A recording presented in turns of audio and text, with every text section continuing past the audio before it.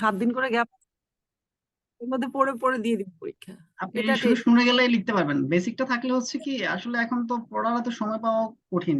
তো কি করবেন, পড়ার মাঝে এখনো মাঝে ওই যে এখনো রেকর্ডটা sheet চালিয়ে দিয়ে এখনো- শুনে গেলেই অ্যাটলিস্ট আনসার করতে পারবেন। হ্যাঁ, কোনো শীট এখনো জাস্ট আপনি পড়াচ্ছেন যখন তখন শীটগুলো দেখছি, এছাড়া এখনো শুরু করে নেই। সো যখন স্টার্ট করব তখন মানে আপনাকে যেন পাই আর কি, এটা বললাম। অবশ্যই জি আপনি। ঠিক আছে ভাইয়া, থ্যাংক ইউ। কেমন আচ্ছা, তাহলে আমরা আজকে ক্লাসে চলে যাই। আজকে ক্লাসটা একটু বড়, আমাকে একটু মানে হয়তো হারি করতে হবে। আপনারা তাহলে একটু সবাই মিউট করে দেন, আমি জাস্ট কথা বলি। আপনারা আবার আমি কোশ্চেন সেশন রাখবো। যখন কোশ্চেন সেশন রাখবো তখন আপনারা রেসপন্স করেন। আর আমি মাঝে মাঝে, আপনারা তো কেউ কথা না বললে আবার মাঝে মাঝে একটু রেসপন্স করেন, যাতে আমি বুঝতে পারি আপনারা শুনতে পাচ্ছেন আমাকে ঠিকঠাক মতো। আচ্ছা, আজকে ক্লাসটা হচ্ছে চ্যাপ্টার 3। সেটা হচ্ছে কি, এটা আমরা এর আগে চ্যাপ্টার 4 করছিলাম। চ্যাপ্টার 4 হচ্ছে কি আপনার আমরা ফর্মাল যে অ্যাপ্লিকেশন গুলো আছে, লেটার গুলো আছে সেগুলো শিখছি। আমরা কিন্তু অলরেডি কিন্তু ফরম্যাট জানি। সে কারণে আমি কিন্তু এখানে ফরম্যাট নিয়ে খুব একটা আলোচনা করবো না, আমি সরাসরি লেটারে চলে যাব। যারা একটু আছেন মানে আনমিউট করা আছেন, তারা একটু মিউট করে দেন, কারণ নয়েজ হলে সবারই একটু প্রবলেম হবে।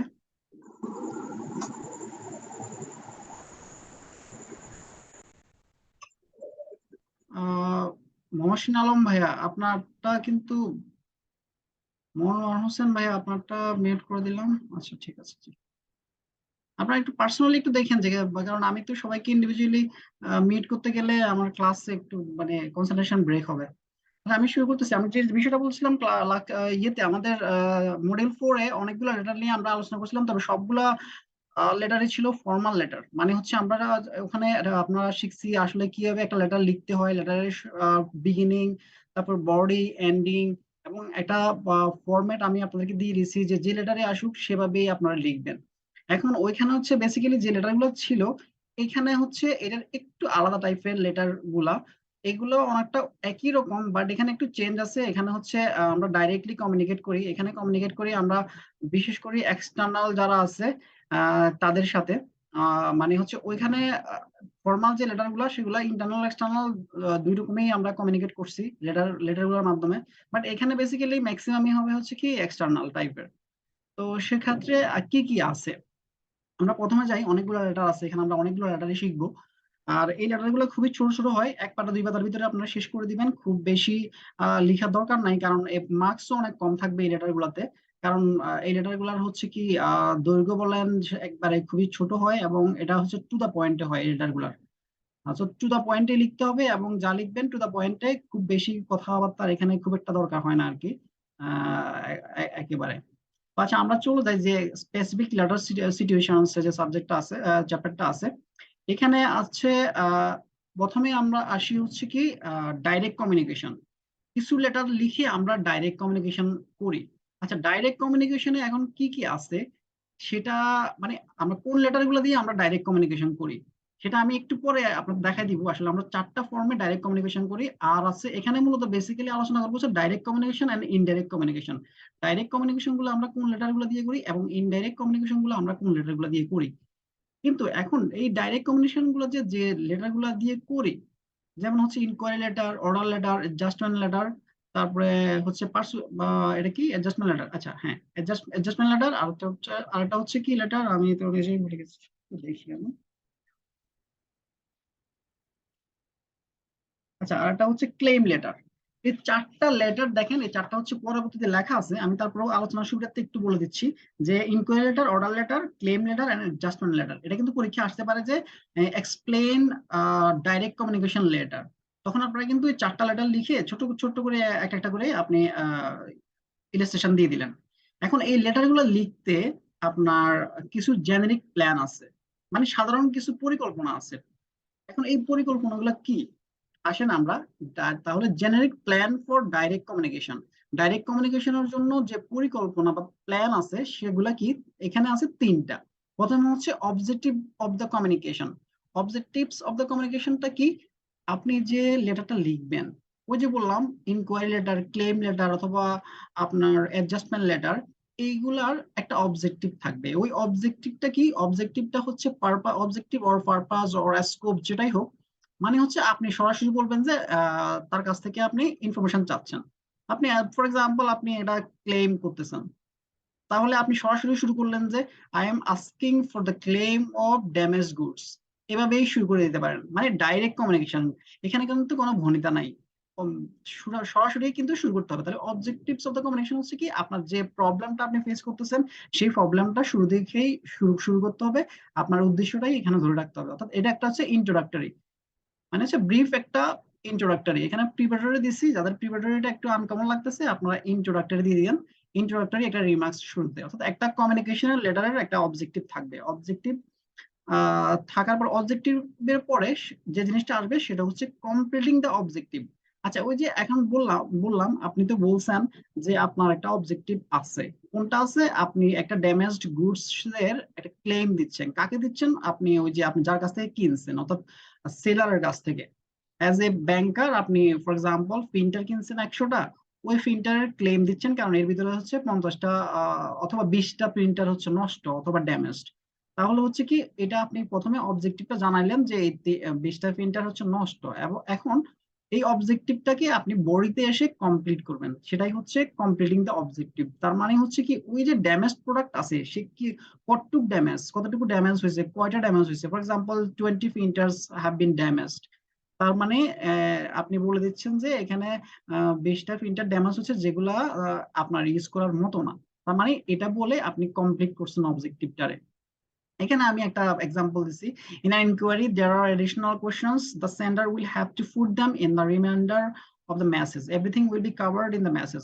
মানে হচ্ছে কি, ওই যে মেসেজে যে অবজেক্টিভটা আপনি লিখছেন যে আপনার প্রিন্টার ভেঙে গেছে, ওই প্রিন্টারের কি কি সমস্যা হয়েছে সবগুলো আপনি বডিতে লিখলেন।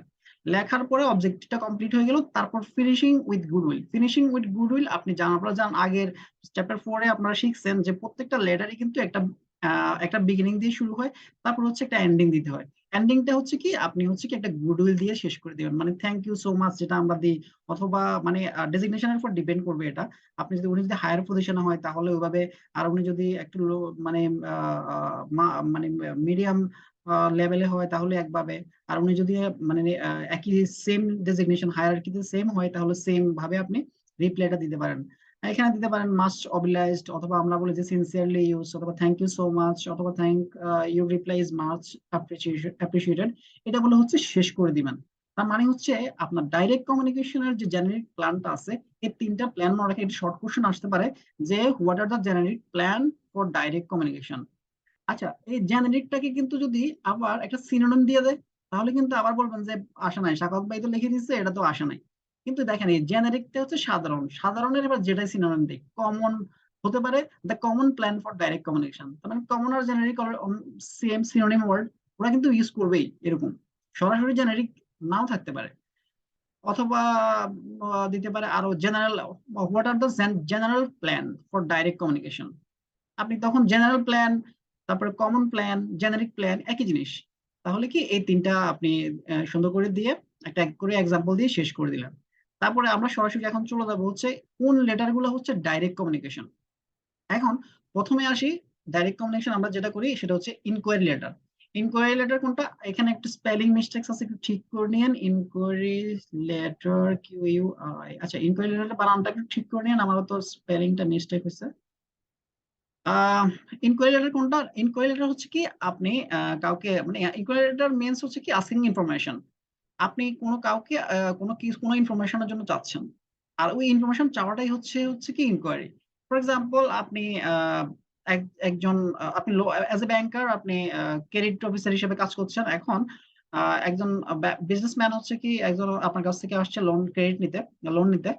এখন আপনি আপনার ওনার যে পরিচিত লোকজন আছে, অথবা ওনার যে পাশের বিজনেসম্যান আছে, ব্যবসায়ী আছে, তাকে একটা চিঠি লিখলেন যে ওই যে মিস্টার এ, ওনার ব্যাপারে আমি ইনফরমেশন চাচ্ছি। এটাই কিন্তু ইনকোয়ারি লেটার।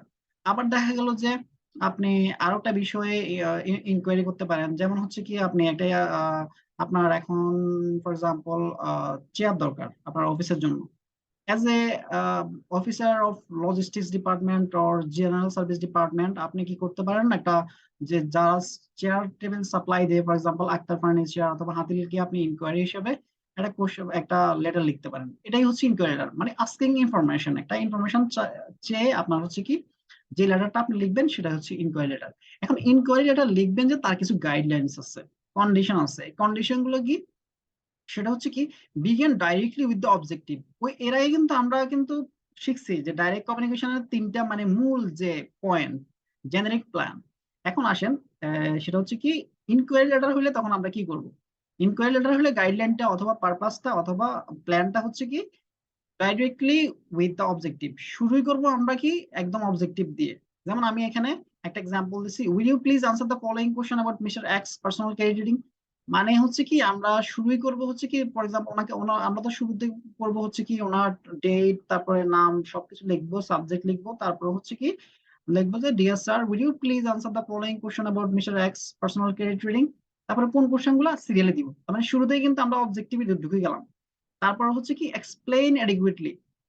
ওই যে যে জিনিসটা আপনি এটা কেন চাচ্ছেন, মানে ওই যে ওনার এক মিস্টার এক্স এর ক্রেডিট রিডিংটা আপনি চাচ্ছেন, শুরুতে তো বললেন আপনার অবজেক্টিভ হচ্ছে ক্রেডিট রিডিংটা নেয়া, কিন্তু কেন চাচ্ছেন এটা তো বলতে হবে।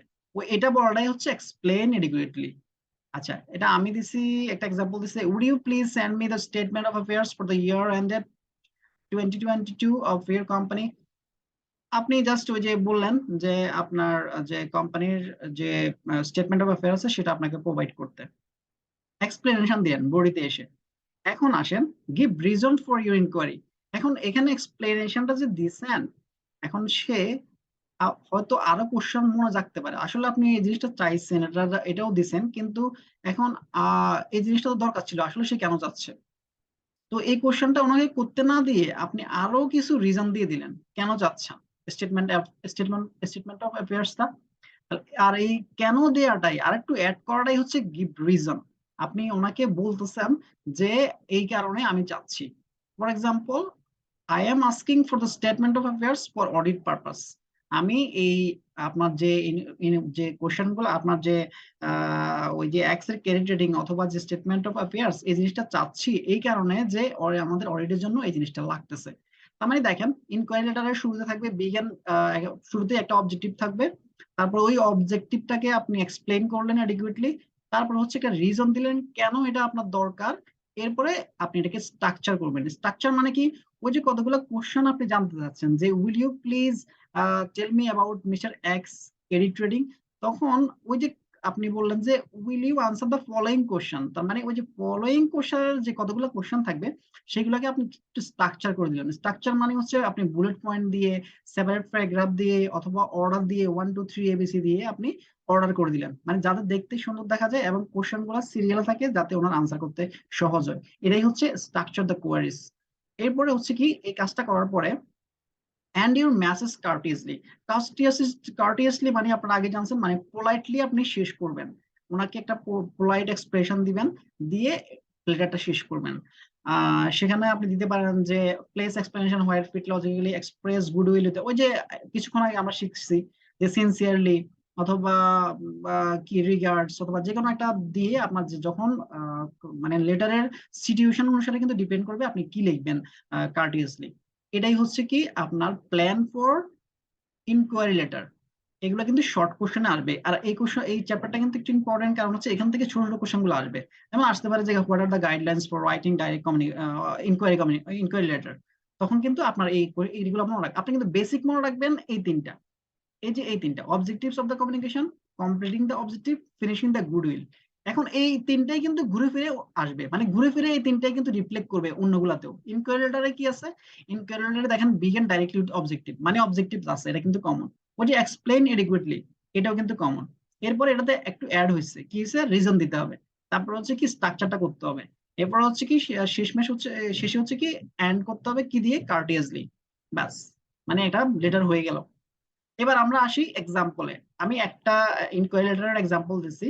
ফর এক্সাম্পল দেখেন, suppose you work in ABC bank limited and you would like to open a branch in Gulshan, Dhaka. You have found a place in newspaper advertisement and want to know more about the place.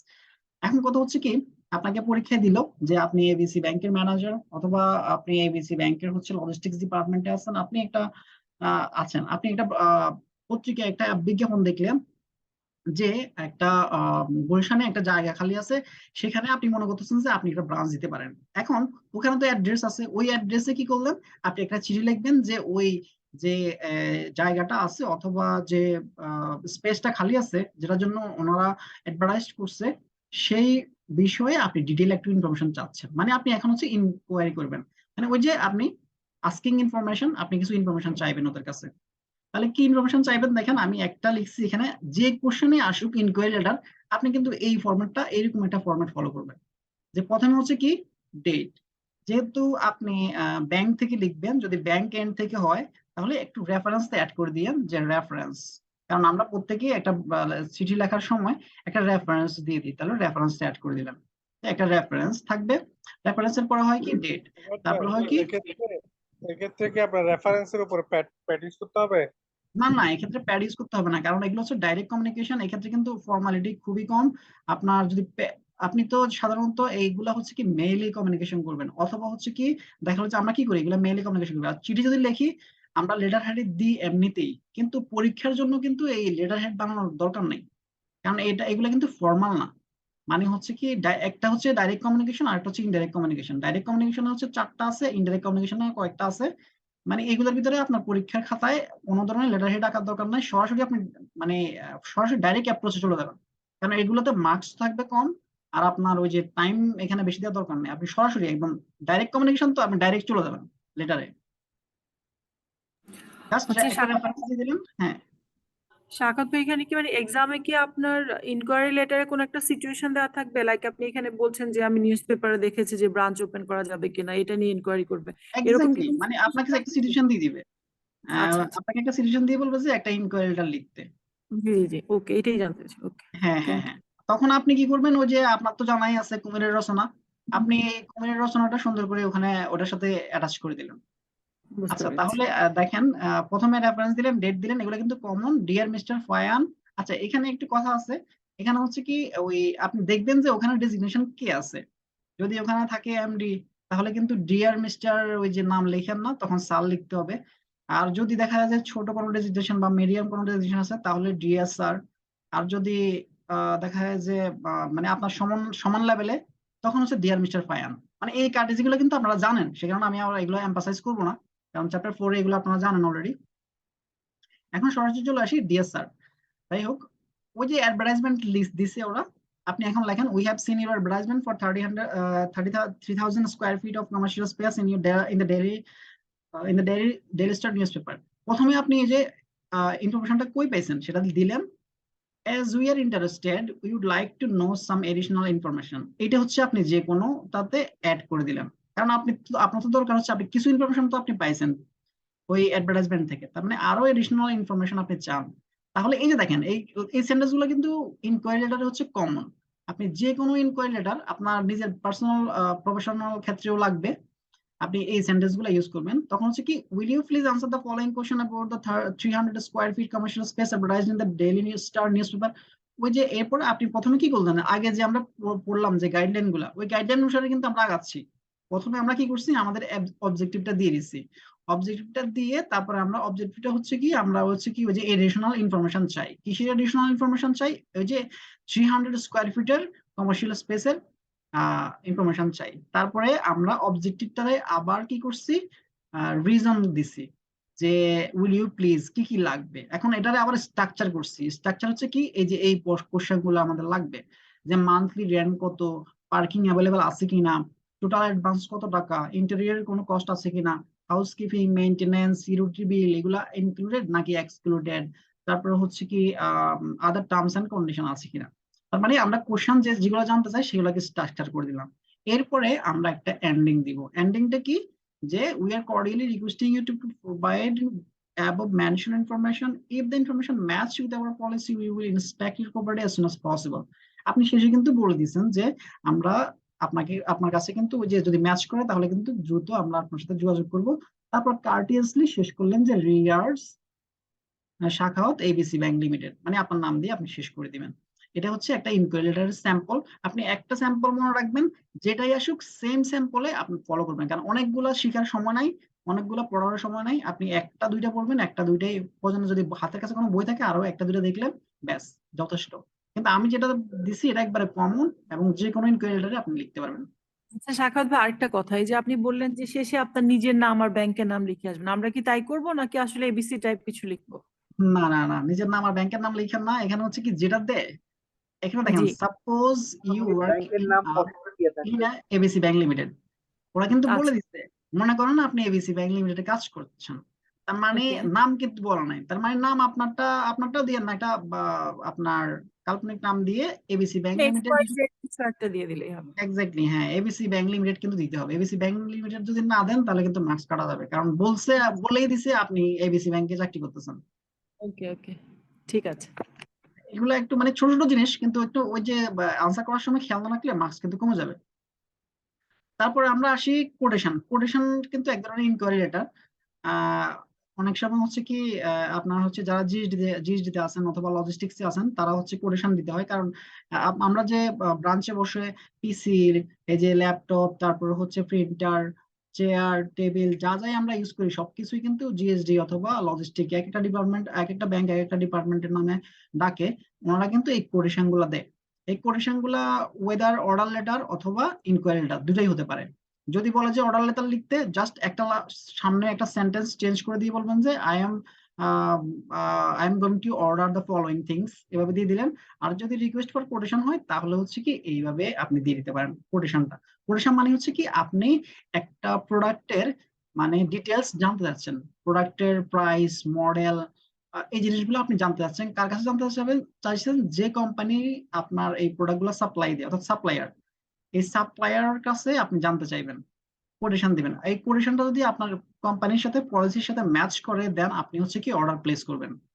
আচ্ছা এখানে আসেন, আমি ওই যে দিলাম, প্রথমে ডেটটা থাকবে, তারপর হচ্ছে যার কাছে পাঠাবেন সেটা থাকবে, একটা সাবজেক্ট দিলেন রিকোয়েস্ট ফর কোটেশন, তারপরে হচ্ছে এই যে আবার স্যালুটেশন, ডিয়ার মিস্টার পায়ান, এগুলো কিন্তু একবার কমন, এগুলো কিন্তু ভুল করা যাবে না পরীক্ষার খাতায়, ভুল করলে কিন্তু মার্কস কাটা যাবে।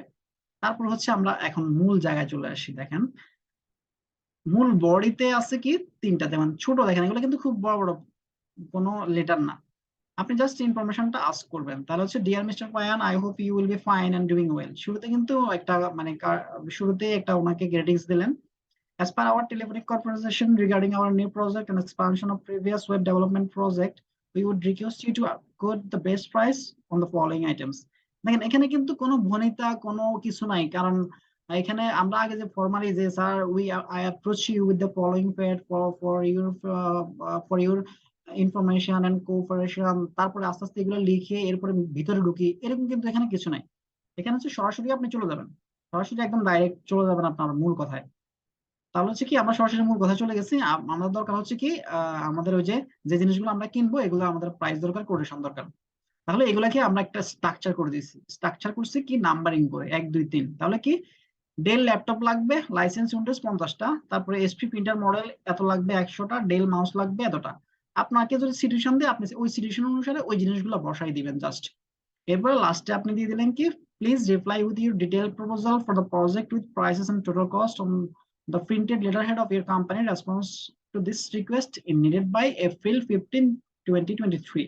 আচ্ছা এই কথাটা কেন লিখছি, উনি যদি আপনাকে রেসপন্স না করে শেষে, মানে আপনি তো ওনার আশায় বসে থাকবেন না, দেখা গেলো যে উনি আপনার লেটারটা পাইছে, পাওয়ার পর উনি রেসপন্স করা নাই, তার মানে আপনি তো ওনার বাসায় বসে আছেন, বসে থাকা যাবে না, আপনি বসে থাকা তো যাবে না, কারণ আপনার ওই ল্যাপটপ প্রিন্টার মাউস এগুলো তো আপনার লাগবে। তাহলে আপনি ওনাকে একটা টাইম ফ্রেম বেঁধে দিচ্ছেন যে এই টাইমের ভিতরে কিন্তু আপনি কোটেশনটা পাঠাইতে হবে। যদি এই টাইমের ভিতরে না পাঠায় তাহলে কিন্তু আপনি তার মানে হচ্ছে কি আপনি অন্য কোম্পানিতে সুইচ করবেন, বা অন্য একটা যে কোটেশন, আরো তো একটা কোম্পানিকে আপনি কোটেশনের জন্য দেওয়া হয় না, 3 4 5টা কোম্পানিকে কোটেশনের জন্য দেওয়া হয়। তার মানে যারা আগে প্লেস করবে তাদেরটাকে আপনি অর্ডার দিয়ে দিলেন অথবা প্রায়োরিটি দিলেন, তারপর হচ্ছে কি রিগার্ডস দিয়ে আপনি শেষ করে দিলেন। এটাই হচ্ছে কি কোটেশন। অর্থাৎ কোটেশনের জন্য যখনই আসবে তখন আপনি সরাসরি চলে যাবেন, একদম সরাসরি আপনার যে কোটেশনটা দরকার সেই কোটেশনটার ডিটেলটা দিবেন, যে আমি এই এই কোটেশন গুলো চাচ্ছি, তারপর ওইগুলা 1 2 3 4 5 করে এভাবে করে নাম্বারিং করে দিয়ে শেষে হচ্ছে কি এই দুটো লাইন দিয়ে দিবেন যে প্লিজ রিপ্লাই। যারা ইংলিশে একটু উইক আছেন তারা কিন্তু একবারে মানে মুখস্থের মতো সেন্টেন্স গুলো মুখস্থ করে কিন্তু আপনি ওই যে জায়গা মতো কিন্তু দিয়ে দিতে পারবেন, মোটামুটি এগুলো মনে রাখতে পারলেই হবে। কারণ হচ্ছে অলমোস্ট মানে সবকিছু কিন্তু লুকে লাইক আপনার ওই এই টাইপেরই আসবে, ডেল ল্যাপটপের জায়গায় হয়তো ওখানে আসবে হচ্ছে চেয়ার টেবিল, অথবা আসতে পারে যে quotation, right letter for coating, কি আসতে পারে আপনার তো কি কি দরকার হয়, আপনার মাউস দরকার হইতে পারে, অথবা আপনার দরকার হইতে পারে কি এটা কি বলে, মনিটর দরকার হইতে পারে। আপনার যা যা দরকার হয় আমাদের মাথায় আসতেছে না, এইগুলা হচ্ছে কি যে কোনো একটা সিচুয়েশন দিয়ে আপনাকে বলবে, ঠিক ওইটাই আপনি জাস্ট নাম্বারিং করে দিবেন যে এটা এতটা লাগবে, এটা এতটা লাগবে, এটা এতটা লাগবে। এগুলো দিয়ে লাস্টে দেখবেন যে please reply with your proposal for the project, অথবা হ্যাঁ জি। চেয়ার টেবিলে তো লাগতে পারে না সাখাওয়াত ভাইয়া? অবশ্যই আপনার চেয়ার টেবিল লাগতে পারে, আপনার কম্পিউটার লাগতে পারে, ল্যাপটপ লাগতে পারে, মাউস লাগতে পারে, তারপর হচ্ছে কি আপনার প্রিন্টার লাগতে পারে, ফটোকপিয়ার লাগতে পারে, এরপর হচ্ছে আবার হ্যাঁ আপনার কি বলে, আপনার ওই যে ওয়াটার পিউরিফায়ার লাগতে পারে। মানে আপনার ব্রাঞ্চ অথবা হেড অফিসে যা যা লাগে যে কোনো একটা সিচুয়েশন কিন্তু ওরা দিয়ে দিবে, দিয়ে বলবে যে এই জিনিসটা লাগবে, এটা একটা কোটেশন লিখেন, কাকে লিখবেন ওটা কোম্পানির নাম দিয়ে দিবে, তাহলে ওই কোম্পানিকে টুতে রাখতে হবে। আর নিচে হচ্ছে যে বলে দিবে suppose you are manager of ABC, যে ব্যাংক হচ্ছে হোক ওই ব্যাংকটা দিয়ে দিবে, তাহলে আপনি নিচে যখন রিগার্ডস অথবা যেটাই হয় লিখে ওই ব্যাংকে এক্স ওয়াই জেড, তারপর হচ্ছে নিচে ওই ব্যাংকের নাম দেন, দিয়ে শেষ করে দিলাম। ভাইয়া, আমি হ্যাঁ একটু পরে একটু বলি, হ্যাঁ। আমি হ্যাঁ না লাস্ট কিছুদিন একটা এক্সাম্পল দেখতেছিলাম, কোশ্চেন ওরা ওখানে জাস্ট লিখে দিছে রাইট এ এমপ্লয়ি লেটার, মানে সরি ইনকোয়ারি লেটার। হ্যাঁ, এরকম একটা শুধু মানে কোনো কিছু দেয় নাই তাহলে যদি না দেয় ওটা তো আমরা আমাদের মতো মনে করে আর কি লিখে নিবো, তাই না? যেরকম আপনি লিখে এরকম দিচ্ছেন, আসার যদি সম্ভাবনা কিছু খুবই, না এরকম দেয়। এরকম আসার সম্ভাবনা খুবই ক্ষীণ, কারণ এরকম লেম হ্যাঁ, কোশ্চেন করবে না ওরা, কারণ কিন্তু এরকম আমি এই যে বেশ আগের কিছু কোশ্চেন দেখছিলাম, তখন এরকম দিচ্ছে, মানে কোন এক্সাম্পল আমি লিখে দিছে, মানে একটা ইনকোয়ারি লেটার লিখতে। হ্যাঁ, এরকম একটা শর্ট নোটেই ছিল, ওটা মোস্ট প্রবাবলি একটা শর্ট নোট ছিল, মানে কোনো ঘটনা কিছু দেয় ছিল। নাই, লিখছে ও যে একটা। আচ্ছা, তাহলে হ্যাঁ হ্যাঁ তাহলে হ্যাঁ, তো আপনি আপনার মতো করে আপনি কি বললেন, এই এই যে আমি আমার আমি মতো যেটা করে, লিখছি, হ্যাঁ হ্যাঁ হ্যাঁ। আমি যেটা লিখছি এই চার সব মিলে 8-10টা লাইন হবে, এটাই লিখে দিলেন, শেষ, এক পেজে। রাইট রাইট, না আমি এটা কেন বললাম কি, মানে যেহেতু আমরা আমরা যেন ওটা মনে করে না থাকি যে আমাদেরকে সবকিছু দিয়ে দিবে, যদি নাও দেয় উই হ্যাভ টু হ্যাঁ হ্যাঁ প্রিপেয়ার, হ্যাঁ, যে আমরা নিজেদের মতো করে মনে করে যেন লিখে দিয়ে আসতে পারি। হ্যাঁ, যদি না আমরা হয়তো না দেয়। আশায় থাকবো যে কোম্পানির নাম লিখে দিবে, বা আমি কোন ব্যাংক, এরকম এরকম ডিটেলস স্টোরি যদি নাও লিখে দেয়, আমরা জাস্ট হুম, ইনকোয়ারি লেটার লিখলেও যেন একটা কিছু লিখে দিয়ে আসতে পারি। এটা হ্যাঁ জাস্ট তখন বলাটা আর কি আমার একটা রিজন। যদি, হ্যাঁ অবশ্যই, তাহলে এটা ভালো বলছেন, যদি এরকম কিছু থাকে তাহলে ওই যে আমি যেটা লিখছি সোজা এটা লিখে দিয়ে চলে আসবেন, শেষ, আর কোনো কাজ নেই। হ্যাঁ হ্যাঁ, এটাই এটাই, জাস্ট এটা মানে একদম একটা একটা ইনকোয়ারি লেটার মুখস্থ হ্যাঁ, থাকলে কিন্তু আমরা সব অ্যান্সার দিতে পারছি, সব আনসার দিতে তাই না? পারতেছেন, অলমোস্ট আর সেম যদি কিন্তু। ওরকম কিছু এক্সাম্পল বা ওরকম ব্যাংকের নাম বলে দেয় তাহলে তো খুবই ভালো, আলহামদুলিল্লাহ, ওটা দেখে দেখে বসাইবো। তখন তো আর সিচুয়েশন যদি দিয়ে না দিল। থাকে, হ্যাঁ রাইট রাইট, আর যদি না থাকে তাহলে যেন আমরা এই একটাই অ্যাটলিস্ট মুখস্থ করে দিয়ে আসতে পারি। এটা আর কি আমার একটা বলার উদ্দেশ্য হচ্ছে, যে আমরা যেন শুধু ওই ব্যাপারটা নিয়ে আসলে শুধু প্রিপেয়ার না থাকি যে সবকিছু আমাকে দিয়ে দিবে। কোশ্চেন আসলে নতুন প্যাটার্ন, তো কি হবে কেউ আসলে বলতে পারতেছে না। তো সেক্ষেত্রে আমাদের সবভাবে প্রিপেয়ার থাকা উচিত, সবভাবে আই থিঙ্ক। প্রিপেয়ার থাকতে হবে, এক্স্যাক্টলি, মানে কোশ্চেনটা নিজে বানানো শিখতে হবে, এটাই হচ্ছে বড় কথা। আপনি নিজের কোশ্চেনটা যখন নিজে বানাইতে পারবেন যে কোশ্চেন কি ধরনের আসতে পারে, কারণ কোশ্চেন আসবে কিন্তু এখান থেকে, আমি কিন্তু ফুল সিলেবাসটা কমপ্লিট মানে এখানে কভার করছি, তার মানে কোশ্চেন তো এই জায়গা থেকে ছাড়া হ্যাঁ অন্য হ্যাঁ, আমি জায়গা কোশ্চেন থেকে দেওয়ার কোনো প্রিভিয়াস অনেক সুযোগ নেই। কোশ্চেন দেখছিলাম তো, হ্যাঁ আপনার এগুলার মধ্যেই আছে ভাইয়া। আমি যা যা দেখলাম তো প্রিভিয়াস কিছু হ্যাঁ, দেখলাম, শর্ট নোট, ব্রড কোশ্চেন, সব আপনার এই পড়াশোনার মধ্যেই আছে, টপিকের মধ্যেই আছে, বাইরে কিছু পাই টপিকসের নাই। মধ্যে আছে, হ্যাঁ এর বাইরে কিন্তু হ্যাঁ কিছুই হ্যাঁ থাকে না। হ্যাঁ, না না কিছু নাই ভাইয়া, আমি অনেকগুলো কোশ্চেন ঘাটছি সেম। আচ্ছা ঠিক আছে ভাইয়া, থ্যাংক ইউ, ক্যারি আচ্ছা, করেন। থ্যাংক ইউ আপু, থ্যাংক ইউ। আচ্ছা, এরপরে আসি আমরা claim and adjustment letter. Claim and adjustment letter এটা কিন্তু ডাইরেক্ট লেটার। এখন ক্লেম লেটার কোনটা? দেখেন, ক্লেম মানেই হচ্ছে কি, যদি কোনো প্রোডাক্ট, যেমন আমরা কিন্তু ক্লেম করি, যদি কোনো প্রোডাক্ট বা সার্ভিস যদি আপনার খারাপ হয় তখন কিন্তু ক্লেম করে। এখন ক্লেমটা করে কে? ক্লেম করে হচ্ছে যে সার্ভিসটা রিসিভ করে অর্থাৎ বায়ার। আর অ্যাডজাস্ট করে কে? যে সার্ভিসটা সেল করে অথবা যে প্রোডাক্টটা সেল করে সে অ্যাডজাস্ট করে। মানে বায়ার ক্লেম করে আর অ্যাডজাস্ট করে সেলার, অথবা যে সার্ভিসটা দেয় সে হচ্ছে অ্যাডজাস্ট করে, আর যে সার্ভিসটা রিসিভ করে সে হচ্ছে ক্লেম করে। যেমন আমাদের দেখেন ব্রাঞ্চে কিন্তু কমপ্লেন্ট বক্স থাকে, মানে কাস্টমাররা যদি চায় তাহলে কিন্তু কমপ্লেন দিয়ে দিতে পারে, এটা কিন্তু এক ধরনের কমপ্লেন লেটার। যদিও এটা ফরম্যাটেড থাকে, বাট এই কাস্টমার কিন্তু আপনাকে একটা কমপ্লেন লেটার দিতে পারে যে একজন অফিসার খারাপ সার্ভিস দিচ্ছে, সে কিন্তু একটা কমপ্লেন লেটার ম্যানেজারকে দিতে পারে। তো বেসিক্যালি যাই হোক, এটা যেটাই হোক, এখন হচ্ছে কি ক্লেম এন্ড কমপ্লেন লেটার আমরা চলে যাই। সরি ক্লেম এন্ড অ্যাডজাস্টমেন্ট লেটারে, ক্লেম লেটারটা তো আপনারা বুঝছেন, যদি কোনো ধরনের ফল্টি সার্ভিস এবং ডিসার্ভিসের কারণে অথবা কোনো ধরনের ফল্টি প্রোডাক্ট যদি আপনি পেয়ে থাকেন, সেজন্য যে লেটারটা লেখা হয় সেটা হচ্ছে ক্লেম লেটার। তার মানে the letter which makes claim due to a faulty service or disservice from a company the sender had made a contact with it called a claim letter। মানে হচ্ছে কন্টাক্ট, যখন ওই যে আপনার যে সেন্ডার আছে অর্থাৎ আপনার যে রিসিভ ইয়েটা করলো, যে প্রোডাক্টটা কিনছে, সে যখন একটা লেটার লেখে আপনার যাকে যে প্রোডাক্টটা পাঠাইছে সেটাই হচ্ছে ক্লেম লেটার। এখন আমি এখানে একটা এক্সাম্পল দিলাম যে লজিস্টিক ডিভিশনে হচ্ছে কি 20টা প্রিন্টার অর্ডার দিচ্ছে একটা কোম্পানিকে, কিন্তু ওই কোম্পানি কি করলো, যে 20টা প্রিন্টার পাঠাইছে 20টা প্রিন্টারের ভিতরে 10টা প্রিন্টার হচ্ছে নষ্ট, তখন কিন্তু ওই ইয়ে কি করবে, লজিস্টিক্স ডিভিশন কি করবে, এটা ক্লেম করবে। এখন এই ক্লেম করার জন্য যে লেটারটা লিখবে সেগুলো কিভাবে লিখবে, এবার আসেন আমরা আসি মেকিং ক্লেমস। আচ্ছা, এখন এই মেকিং ক্লেম করার আগে অর্থাৎ আপনার ক্লেম লেটারগুলো রাইট করার আগে, লেখার আগে কিছু জিনিস আপনাকে ফলো করতে হবে, মানে এগুলো হচ্ছে গাইডলাইন্স। আপনার হচ্ছে কি এই যে ক্লেম বা অথবা কমপ্লেইন্ট লেটারের গাইডলাইন্স। আচ্ছা, before writing a claim letter the writer must remain calm, courteous and rational. Claim হলে সাধারণত হয় কি, এগুলা কেন আমি এগুলা কিন্তু একটু রেড মার্ক করে রাখছি এই কারণে যে কোন একটা প্রোডাক্ট যদি আমরা খারাপ পাই, নষ্ট পাই, অথবা সার্ভিস যদি আমরা খারাপ পাই, আমাদের কিন্তু একটু মাথা খারাপ হয়ে যায়, অথবা আমাদের কিন্তু একটা মেজাজ কিন্তু বিগড়ে যায়।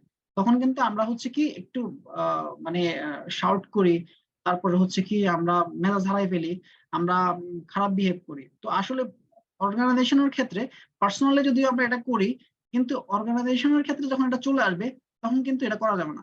এক্ষেত্রে কিন্তু কাম, কার্টিয়াস এন্ড রেশনাল হতে হবে, না হলে কিন্তু বিজনেস যে রিপুটেশন আছে এবং বিজনেস যে রিলেশনশিপ আছে সেটা কিন্তু নষ্ট হয়ে যাবে।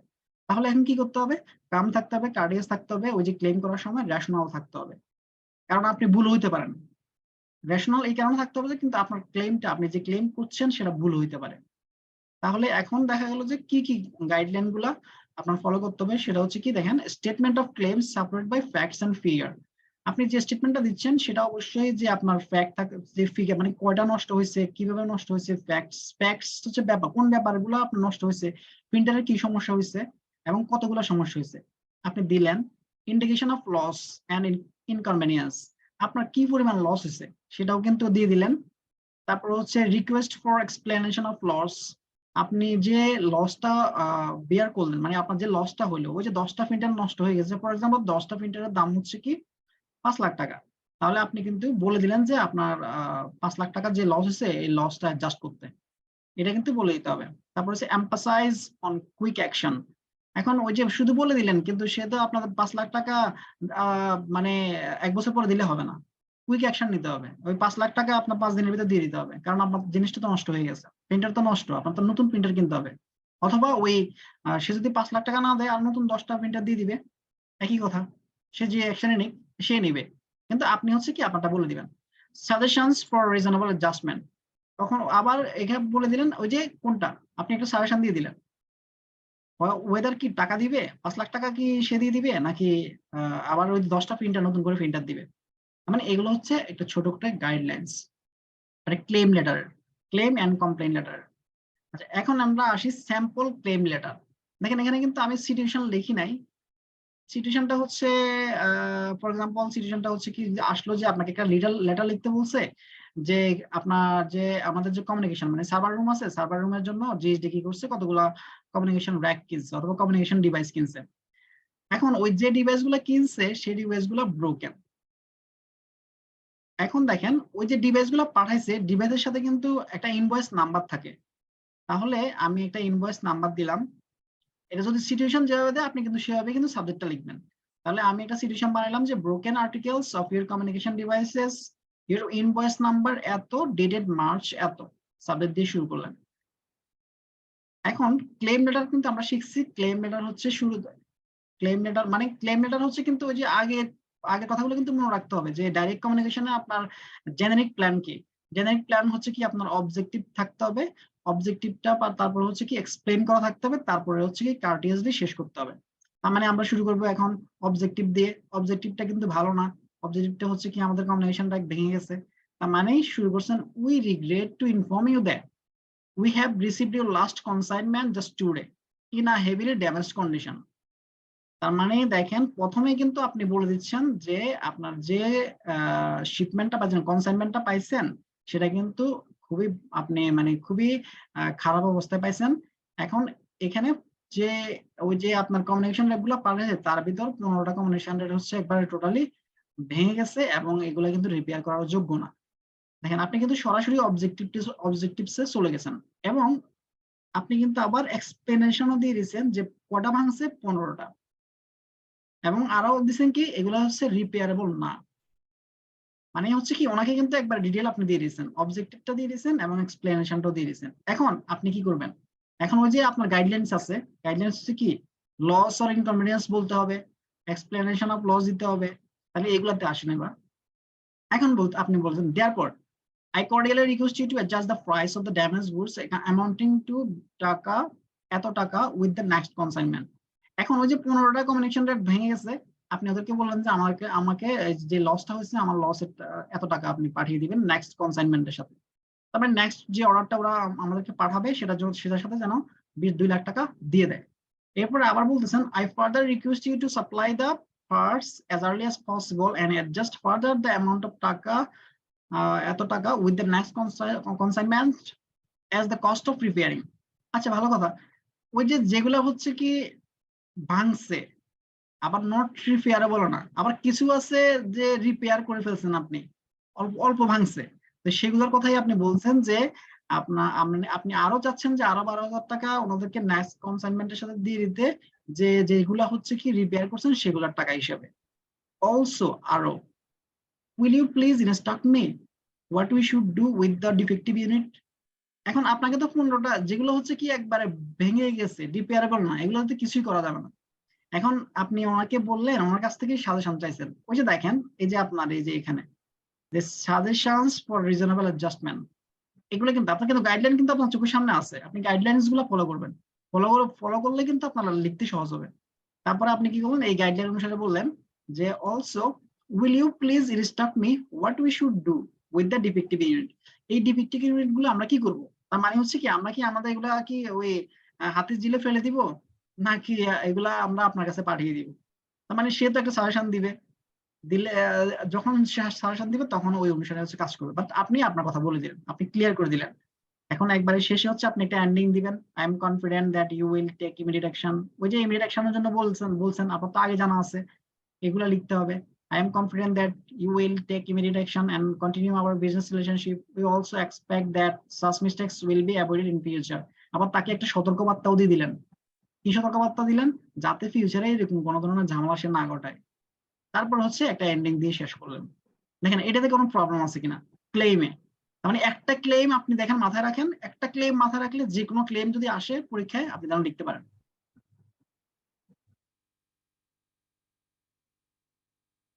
তাহলে ক্লেমটা বুঝতে পারছেন, তাহলে আমি চলে যাচ্ছি অ্যাডজাস্টমেন্ট লেটার। এখন ওই যে ক্লেমের পরে আসে অ্যাডজাস্টমেন্ট, তার মানে ক্লেমটা করে কে? ক্লেমটা করে কিন্তু যে হচ্ছে প্রোডাক্টটা রিসিভ করে অর্থাৎ বায়ার, আর অ্যাডজাস্ট করে কিন্তু সেলার। এটা কিন্তু মাথায় রাখতে হবে, এটা ভুলে গেলে কিন্তু আপনি চিঠি লেখার সময় কিন্তু ভুল করবেন। তার মানে ক্লেমটা হচ্ছে কি, ক্লেমটা করে হচ্ছে কি বায়ার এন্ড অ্যাডজাস্ট করে হচ্ছে সেলার। তার মানে অ্যাডজাস্টমেন্ট লেটার কোনটা? অ্যাডজাস্টমেন্ট লেটার হচ্ছে reply of a claim letter. আপনার যে আপনি এখানে যে একটা ক্লেম লেটার লিখছেন তার রিপ্লাইটা যে লেটারের মাধ্যমে দেওয়া হয় সেটাই হচ্ছে অ্যাডজাস্টমেন্ট লেটার। মানে হচ্ছে ওই যে আপনার এইখানে যে আপনার কি হলো, আপনার কমিউনিকেশন ডিভাইসের যে পণ্যটা ভেঙে গেছে এর জন্য চিঠি লিখছেন, লেটার দিচ্ছেন, তাহলে সে কি করবে এটা অ্যাডজাস্ট করার জন্য আপনাকে লিখবে, একটা চিঠি লিখবে, যে জিনিসটা লিখবে সেটাই হচ্ছে অ্যাডজাস্টমেন্ট লেটার। এখন অ্যাডজাস্টমেন্ট লেটার লেখার জন্য কিছু প্রিন্সিপাল আছে, গাইডলাইন আছে। এই গাইডলাইন গুলো কোনগুলা? এগুলো কিন্তু ছোট ছোট কোশ্চেন হিসেবে আসতে পারে, যে answer the claim letter promptly, তাড়াতাড়ি আপনাকে ওই যে আনসার লেটারটা আপনার আনসার করতে হবে। এরপর হচ্ছে thank the consumer for making the effort to point out of the problem, flaw, or error. যাই হোক আপনার হচ্ছে কি ওই যে আপনি ওনাকে থ্যাংক ইউ জানালেন, যে প্রোডাক্টের জন্য থ্যাংক ইউ জানাবেন, যে প্রোডাক্টের জন্য হচ্ছে কি যে হার্মটা ক্ষতিটা হয়েছে অথবা যে খুঁতটা হয়েছে অথবা সমস্যাটা হয়েছে সেটা ওনাকে জানাইছে, সেজন্য হচ্ছে কি আপনি ওনাকে থ্যাংক ইউ দিলেন। থ্যাংক ইউ দিয়ে তারপর হচ্ছে কি অ্যাপোলোজাইজ ফর দ্য ইনকনভিনিয়েন্স। তারপর হচ্ছে কি আপনার যে আপনি ওনাকে কিন্তু মানে একটা অ্যাপোলজিস দিলেন, যে অ্যাপোলোজাইজ করলেন যে I am sorry or I am very regret, যেটাই হোক আপনি লিখলেন। কেন লিখবেন? কারণ হচ্ছে ওনাকে যে আপনি প্রোডাক্টগুলো পাঠাইছেন সেগুলোতে ঠিক না, তার মানে উনি একটা ইনকনভেনিয়েন্সের ভিতরে পড়ে গেছে, একটা সাময়িক অসুবিধার ভিতরে পড়ে গেছে, সেজন্য আপনি একটা অ্যাপোলজি দিয়ে দিলেন। তারপর হচ্ছে কি, if the claim is valid, যদি ক্লেমটা যুক্তিসঙ্গত হয়, give the adjustment in a kind manner. তার মানে হচ্ছে যদি ক্লেমটা যুক্তিসঙ্গত হয় তাহলে হচ্ছে কি আপনি কাইন্ড ম্যানারে ওনাকে এটা সলভ করে দিয়ে দিবেন। তার মানে ওই যে 2 লাখ টাকা চাইলো অথবা যে সাথে 12,000 টাকা আপনি দিয়ে দিবেন, যদি এটা ক্লেমটা ভ্যালিড হয়। আর যদি ক্লেমটা ভ্যালিড না হয় তাহলে হচ্ছে আপনি একটা রিজন দিলেন, এটাকে কিন্তু রিফিউজ করতে হবে যে আপনি যে ক্লেম করছেন সেটা ঠিক না। আচ্ছা, do not engage in sarcasm or impulsive behaviour if the claim is such. যদি মানে এরকম ক্লেম হয় তাহলে কিন্তু ওই যে মানে একবারে মানে ওনাকে ব্যঙ্গ করা যাবে না বা রাগান্বিত হয়ে কোনো কিছু করা যাবে না, কারণ হচ্ছে আপনাকে বিজনেস রিলেশনশিপ টিকায় রাখতে হবে এবং আপনার যে অর্গানাইজেশনের গোল সেটা কিন্তু ঠিকঠাক রাখার জন্য কিন্তু আপনাকে কাম, কার্ডিয়াস, অনেস্ট এবং হচ্ছে কি আপনাকে মানে ওই যে ইয়ে থাকতে হবে, কি বলে, ক্রিটিক্যাল থাকতে হবে। তার মানে এই গাইডলাইন গুলো হচ্ছে কি একটা ইফেক্টিভ অ্যাডজাস্টমেন্ট লেখার জন্য গাইডলাইন। এখন আসেন আমরা অ্যাডজাস্টমেন্ট লেটার শিখি। অ্যাডজাস্টমেন্ট লেটার হচ্ছে দেখেন আমি এটা সিটিউশন দিলাম, write an adjustment letter to manager of ABC bank for undesirable damage of goods. এখন আমরা এটা না করে আমরা ওই আগেরটাই করি, মানে এটাই অনেকটা এটাতে সমস্যা হচ্ছে কি 15টা আপনার কমিউনিকেশন র্যাক ছিল, এই র্যাকগুলো কমিউনিকেশন ডিভাইস ছিল, এগুলো ভেঙে গেছে, ভেঙে যাওয়ার পরে আপনি অ্যাডজাস্ট করবেন। তার মানে হচ্ছে এখানে আসেন, আপনি দিলেন ডেট, ওই যে আবার ঠিকানা দিলেন, dear sir thank you, letter date, কোন ডেটে লেটার গুলো দিছে এটা রেফার করলেন, ইনভয়েস নাম্বারটা রেফার করলেন, তারপরে আপনি সরাসরি চলে গেলেন যে we admit your claim and we shall make an adjustment in the next consignment. আপনি শুরুতেই অ্যাডমিট করতে দিচ্ছেন যে ভাই ঠিক আছে, আপনার যে ক্লেম করছেন সেগুলো ঠিক আছে, আমরা নেক্সট অ্যাডজাস্টমেন্টের সাথে দিয়ে দিব। তারপরে আপনি বললেন কিছু কথাবার্তা বললেন যে আমরা এখানে থ্রোলি এগুলা দেখছি, আমরা আপনার যে ক্লেমটা আছে সেটা জেনুইন, রিজনেবল, তারপরে হচ্ছে কি hour front acceptance of the reasonable, মানে টুকটাক আপনি ওনাকে বলে দিলেন যে আপনার এগুলো তো ঠিকঠাক আছে, আপনার হচ্ছে কি আপনার সাথে যে আমাদের বিজনেস রিলেশন সেগুলো ঠিকঠাক মতো থাকবে।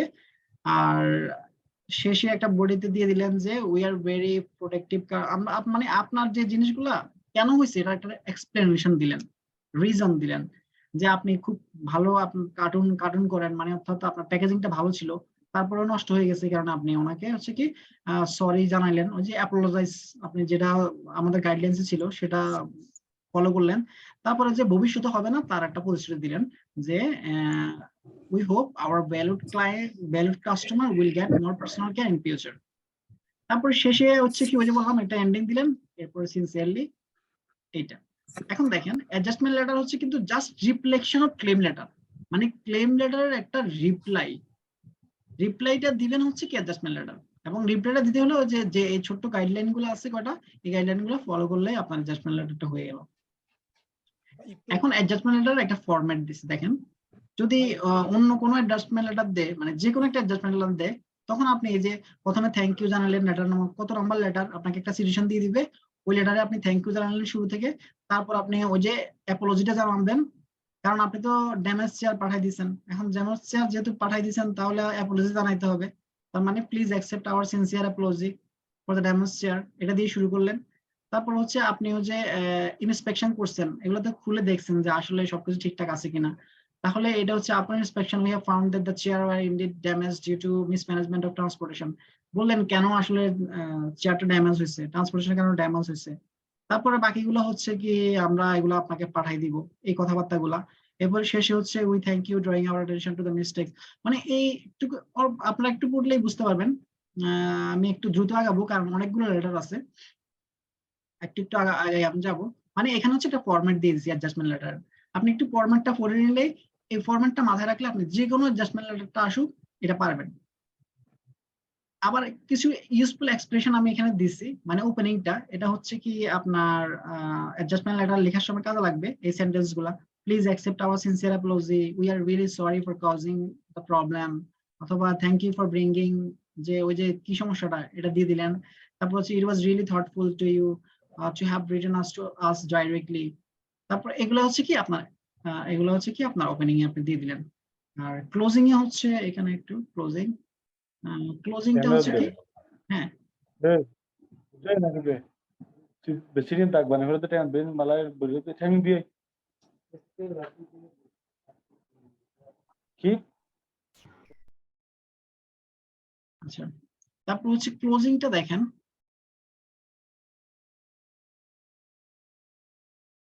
এক্সপ্রেশন তারপর হচ্ছে ক্লোজিং এ হচ্ছে ক্লোজিং হচ্ছে দুইটা ক্লোজিং সেন্টেন্স দিচ্ছে এখানে we would be glad to hear you after the shipment of new product please let us know it you can do এখানে ইট না ইফ হবে একটু চেঞ্জ করে নিয়েন ভুল হয়েছে please let us know if we can do anything else মানে এই দুটো সেন্টেন্স একটু মুখস্থ করে মাথায় রাখেন যাতে আপনার যে সেন্টেন্স যখন লেখার সময় আপনি ইউজ করতে পারেন ক্লেম লেটারের ক্ষেত্রে। আচ্ছা এখন আমরা কিন্তু ডাইরেক্ট লেটার গুলো শেষ করে ফেলছি তার মানে ওই যে প্রথমে আমি বলছিলাম ডাইরেক্ট কমিউনিকেশন কোন চারটা লেটার এখানে এই ডাইরেক্ট কমিউনিকেশন হচ্ছে এই চারটা inquiry letter order letter claim letter adjustment letter তার মানে এই চারটা লেটারই এখন আপনি লিখতে জানেন আপনি চারটা লেটারে চারটা ফরম্যাট আপনার মাথায় থাকবে যেই লেটারে আসুক যদি বলা যায় ইনকোয়ারি লেটার লিখতে তাহলে ইনকোয়ারি লেটার আপনি লিখে ফেলবেন ওই ফরম্যাটে অর্ডার লেটার হলে ওই যে কোটেশন আকারে লিখে ফেলবেন ক্লেম লেটার হলে হচ্ছে কি তার মানে কোনো কিছু নষ্ট হয়েছে অথবা সার্ভিস খারাপ হয়েছে আপনি সেটা ক্লেম করবেন আর অ্যাডজাস্টমেন্ট লেটার হচ্ছে কি ওই যে যে ব্যক্তি ক্লেম করছে তারে আপনি অ্যাডজাস্টমেন্ট করবেন তাহলে এই চারটা লেটার আপনার মাথায় থাকবে এই চারটা হচ্ছে ডাইরেক্ট কমিউনিকেশন। এবার আমরা চলে যাবো কিন্তু ইনডাইরেক্ট কমিউনিকেশনের ভিতরে এর ভিতরে আপনাদের যদি কোনো কোশ্চেন থাকে একটু বলতে পারেন। একটু প্রশ্ন আছে হ্যাঁ ভাই ওই যে মানে হচ্ছে এক্সাম্পল অফ মানে হচ্ছে অ্যাডজাস্টমেন্ট লেটার যেটা সেখানে কিন্তু মানে প্রশ্নটা কিন্তু আমাদের শিটে নাই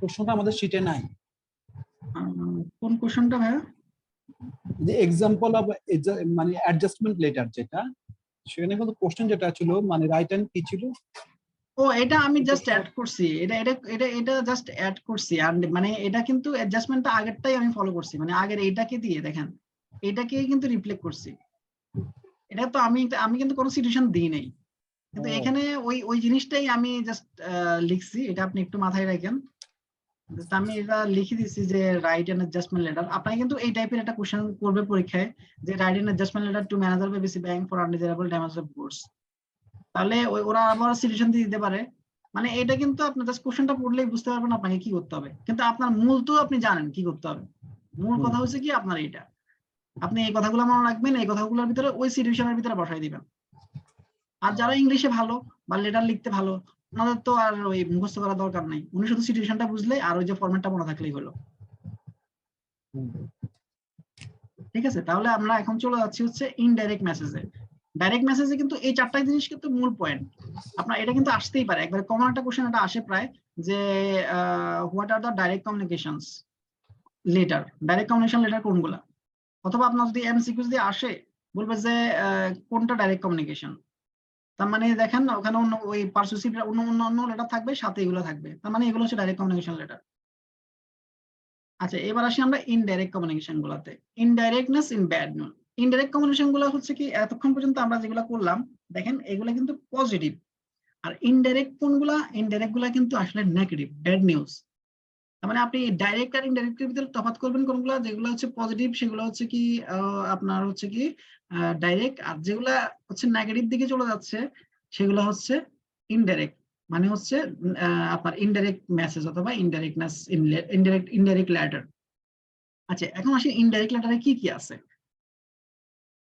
ইনডাইরেক্ট লেটার কোন সময় অ্যাপ্রোপ্রিয়েট এটা হচ্ছে ব্যাড ইনফরমেশন অথবা ডিক্লারিং রিকোয়েস্ট মানে হচ্ছে আপনি যখন একটা লোন ইনডাইরেক্ট কোন সময় আপনি একটা লোন রিফিউজ করবেন অথবা আপনি আপনার ওই যে বললাম যে কমিউনিকেশন ডিভাইস ভেঙে গেছে আপনি ওটা রিফিউজ করবেন যে আপনি যে ক্লেম করছেন সেটা ঠিক না তাহলে কিন্তু ইনডাইরেক্টে চলে যাবে।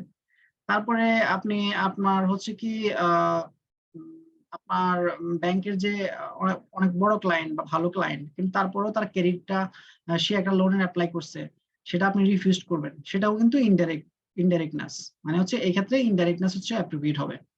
এখন ইনডাইরেক্ট যে কমিউনিকেশন করবেন তার কিন্তু কিছু গাইডলাইন্স আছে এখন এই গাইডলাইন কোনগুলা এই গাইডলাইন গুলো হচ্ছে এইগুলা প্রথম হচ্ছে use the strategic buffer strategic buffer কোনগুলা স্ট্র্যাটেজিক বাফার হচ্ছে কি শুরুতে আপনি একটা কৌশলগত একটা মানে ধাক্কা দিবেন কৌশলগত ধাক্কা বলতে আপনি শুরুতে কারণ আপনি জানেন যে আপনি এটা ওনাকে নেগেটিভ একটা নিউজ দিবেন, কারণ তার তো লোনটা সে 3-4 মাস আপনার পেছনে ঘুরছে, দুনিয়ার ডকুমেন্ট এনে আপনাকে দিছে, এখন আপনি বলবেন যে ওনার লোনটা তো হচ্ছে না, তার মানে উনি তো বিশাল শক খাবে একটা। তাহলে কি করতে হবে, ওনাকে তো সরাসরি বলা যাবে না, ওনাকে বলতে হবে স্ট্র্যাটেজিক্যালি, কৌশলগত ভাবে আপনি ওনাকে বলবেন। তার মানে এই কৌশল ভাবে বলার শুরুটাই হচ্ছে কি আপনার হচ্ছে স্ট্র্যাটেজিক ব্যাপার। তারপর হচ্ছে প্ল্যান দ্য ব্যাড নিউজ। এখন কি করলেন, আপনি কৌশলটা তো বললেন, আপনি কিভাবে প্রথমে আপনার প্ল্যানটা নিলেন, এই আপনার কৌশলটা ঠিক করলেন, তারপর হচ্ছে কি প্ল্যান করলেন ব্যাড নিউজ যে দিবেন তাকে, তার জন্য প্ল্যান করা। কি প্ল্যান করতে পারেন, আসলে যে ওনার যে ইয়ে আছে, লোনটা আপনি রিজেক্ট করবেন, এই রিজেক্ট করার যে আপনার জাস্টিফিকেশন গুলো আছে, সেগুলো আপনি হচ্ছে মানে জাস্টিফিকেশন গুলো আপনি তুলে ধরতে পারেন। জাস্টিফিকেশন গুলো তুলে আপনি কিন্তু টোটালি না করতে পারবেন না, না করতেছেন না কিন্তু, কারণ আপনি প্ল্যান ব্যাড নিউজ দেওয়ার জন্য ওনাকে রেডি করতেছেন। মানে হচ্ছে যে আপনি যে ইয়েটা দিচ্ছেন আপনার যে প্রপোজাল গুলো দিচ্ছেন আমাদেরকে, অথবা ডকুমেন্ট গুলো দিচ্ছেন, কোন ডকুমেন্টের সমস্যা আছে, অথবা দেখা গেলো যে আপনি দেখেন যে আপনি যে লোনের জন্য অ্যাপ্লাই করছেন আমাদের যে ব্যাংকের ইন্টারনাল পলিসি আছে এই পলিসির সাথে যায় না, অথবা এরকম একটা প্ল্যান করলেন, ব্যাড নিউজটা আস্তে আস্তে রেডি করলেন। তারপর হচ্ছে present the negative news positively, মানে হচ্ছে কি এটা হচ্ছে কি আপনাকে টেকনিক্যালি একটু হচ্ছে কি টেকনিক্যালি আপনার মানে হচ্ছে কি পজিটিভ, আপনার যে জিনিসটা খারাপ বলবেন সেই জিনিসটাকে ভালো হিসেবে তুলে ধরাই হচ্ছে কি নেগেটিভ জিনিসটাকে পজিটিভ হিসেবে তুলে ধরা।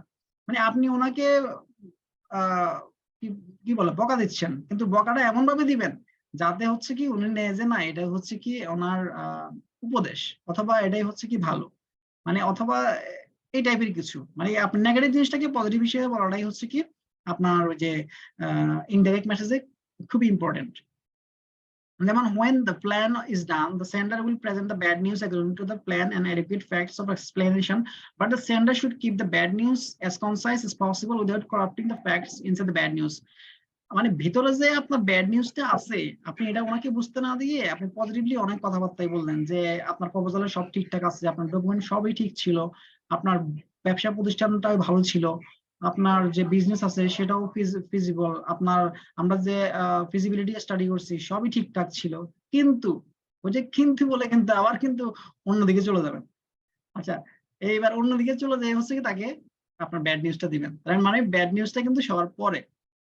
এরপরে শেষে হচ্ছে ক্লোজ রেসপেক্টফুলি, মানে হচ্ছে একটা ওই যে এন্ডিং দিতে হবে, আপনার এন্ডিংটা হচ্ছে কি ওনাকে একটু মানে সম্মান জানিয়ে ওনাকে হচ্ছে কি ওনাকে একটু মানে আপনি এটা পোলাইট ল্যাঙ্গুয়েজ ইউজ করে that we are very sorry, অথবা we regret to inform you that, এই টাইপের কিছু একটা বলে ওনাকে রেসপেক্টফুলি একটা সম্বোধন করে তারপরে হচ্ছে শেষ করতে হবে। আপনার ওই যে ব্যাড নিউজটা বলে তো অলরেডি ফেলছেন, এই ব্যাড নিউজটা শেষ মানে ফিনিশ করে এরপর হচ্ছে কি আপনি এন্ডিংটা দিয়ে দিলেন। তারপর হচ্ছে কি এটা হলো হচ্ছে কি এগুলো হচ্ছে কি আপনার গাইডলাইন। জেনারিক প্ল্যান কোনটা, ইনডাইরেক্ট কমিউনিকেশনের জেনারিক প্ল্যান। আমরা কিন্তু এর আগে শিখছি ডাইরেক্ট কমিউনিকেশনের জেনারিক প্ল্যান, তার মানে ডাইরেক্ট কমিউনিকেশনের জেনারিক প্ল্যান ছিল 3টা, আর ইনডাইরেক্ট কমিউনিকেশনের জেনারিক প্ল্যান আছে কয়টা, 1টা 2টা 3টা 4টা, তার মানে 4টা মনে রাখবেন, এই 4টা। এখানে হচ্ছে কি স্ট্র্যাটেজিক বাফার থাকবে, আর হচ্ছে প্ল্যান দ্য ব্যাড নিউজটা প্ল্যান করতে হবে, তারপরে পজিটিভ জিনিস নেগেটিভ জিনিসটাকে পজিটিভলি তুলে ধরতে হবে, এরপরে শেষ করতে হবে। শেষ তো মানে বিগিনিং এন্ড এন্ডিং তো আছেই, মাঝখানে 2টা বডি থাকবে, শেষ।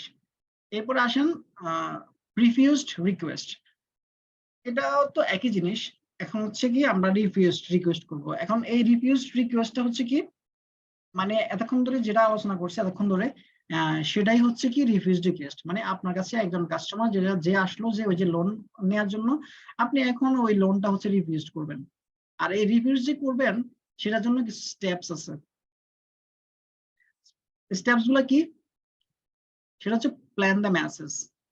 ফর এক্সাম্পল ওই যে লোকটা আপনার কাছে লোনের জন্য আসলো, অথবা দেখা গেল যে ওই যে কমিউনিকেশন ডিভাইস গুলো ভেঙে গেল, তার যে ক্লেমটা আছে ওই ক্লেমটা আপনি সেটেল করবেন না, আপনি ইন্সপেকশন করে দেখছেন যে আপনি ওখানে জাস্টিফাই করলেন, ইন্সপেক্ট করলেন যে কমিউনিকেশন যে ডিভাইস গুলো ভেঙে গেছে ওই কমিউনিকেশন ডিভাইস গুলো আসলে আপনার ট্রান্সপোর্টেশনের কারণে ভাঙে নাই, ওনাদের ইন্টারনালি যখন এগুলা ইউজ করতেছিল, অথবা ওনাদের ইন্টারনালি যখন এগুলা ট্রান্সপোর্ট করতেছিল বা বহন করতেছিল তখন কিন্তু এগুলো ভাঙছে। আপনি যখন ইন্সপেক্ট করছেন তখন এটা পাইছেন। তার মানে আপনাকে তো ক্লেম করতে হবে, আপনি তো এটার জন্য ড্যামেজ দিবেন না। কেন দিবেন না? কারণ হচ্ছে you are not responsible for the damages. আপনি তো এই কাজের জন্য রেসপন্সিবল না, তাহলে কেন আপনি ওই 2,12,000 টাকা ক্ষতিপূরণ দিবেন? সে কারণে আপনি কিন্তু প্ল্যান করবেন। আচ্ছা, এরপর হচ্ছে কি set up the explanation in the opening. এখন শুরুতে হচ্ছে কি ওই যে আপনি ক্ষতিপূরণটা দিবেন না, তাহলে হচ্ছে কি এর জন্য হচ্ছে কি এক্সপ্লেনেশন দিবেন। কি এক্সপ্লেনেশন? ওই যে বললাম আপনি যে এই যে ট্রান্সপোর্টেশনের কথা বলতেছেন, এটা তো আমাদের এন্ড থেকে হয় না, এটা তো আপনার এন্ড থেকে হয়েছে। এটা হচ্ছে এক্সপ্লেনেশন। তারপর হচ্ছে craft the refusal positively. Craft মানে হচ্ছে আপনার তো শৈল্পিক ভাবে মানে বিষয়টা নেগেটিভ জিনিসটাকে পজিটিভলি তুলে ধরা। আপনি তো রিজেক্ট করলেন, ওই যে তারা তো অ্যাডজাস্টমেন্ট চাইছে 2,12,000 টাকা, আপনি তো এখন অ্যাডজাস্টমেন্ট দিবেন না। তার মানে অ্যাডজাস্টমেন্ট না দিলে আপনাকে তো রিফিউজালটা পজিটিভলি ওনাকে বলতে হবে কেন দিবেন না। এই যে কেন দিবেন না এটাকে শৈল্পিক ভাবে একটু ফুটাই তুলতে হবে, যে এই কারণে আমি আপনাকে আসলে দিতে পারতেছি না, I am very sorry, I can't honour your adjustment because এই কারণে আমি আপনাকে দিতে পারতেছি না। আচ্ছা, এরপরে হচ্ছে কি কোনটা কম্প্রোমাইজ ইফ পসিবল। আপনাকে আবার কিছু কম্প্রোমাইজ করতে হবে। কারণ হচ্ছে ওই যে লোকটা আপনার কাছে ক্লেম করলো যে 15টা কমিউনিকেশন ডিভাইস ভেঙে গেছে, আপনার কাছে অ্যাডজাস্টমেন্ট চাইছে, এখন আপনি চাইলে ওখান থেকে কিছু কম্প্রোমাইজ করতে পারেন, যে ঠিক আছে 15টা ভাঙছে, সবগুলো তো আমাদের দায় নাই, এখানে আমাদের কারণে হয় নাই, ঠিক আছে আমি 2-3টা অ্যাডজাস্ট করে দিব, but we are very sorry to say that আমরা সবগুলো অ্যাডজাস্ট করতে পারবো না। মানে এরকম করে আপনি বলে দিলেন, এটা হচ্ছে কম্প্রোমাইজ, কিছু কম্প্রোমাইজ করলেন যতটুকু আপনার দ্বারা পসিবল। এরপরটা হচ্ছে কি end with goodwill. End with goodwill মানে হচ্ছে কি ওই শেষে হচ্ছে কি আপনার যে এন্ডিংটা, বারবার এই জিনিসটা কিন্তু আছে মানে আসেই। এটা হচ্ছে লেটারের একটা মানে সৌন্দর্য বলতে পারেন, বা শৈল্পিক বলেন, ক্রাফট বলেন, এটাই থাকবেই, একটা বিগিনিং থাকবে, একটা এন্ডিং থাকবে, এবং শেষে হচ্ছে কি আপনি শেষ করে দিবেন। তার মানে হচ্ছে কি আপনার যখন যদি বলে যে রিফিউজড রিকোয়েস্টের যে গাইডলাইন্স আছে, রিফিউজড রিকোয়েস্টের যে গাইডলাইন্স অথবা স্টেপস অথবা জেনারিক প্ল্যান, যেটাই বলে এই যে এই কটা মেসেজটা প্ল্যান করতে হবে। তারপরে সেট আপ দ্য এক্সপ্লেনেশন যে করতে হবে। এরপরে হচ্ছে কি নেগেটিভ জিনিসটাকে পজিটিভলি তুলে ধরতে হবে, কম্প্রোমাইজ করতে হবে যদি সম্ভব হয়। তারপরে হচ্ছে শেষে হচ্ছে কি আপনার গুডউইল দিয়ে শেষ করতে হবে। আচ্ছা, ওকে, এখন আমরা এক্সাম্পলে চলে যাই। এক্সাম্পল কি আছে?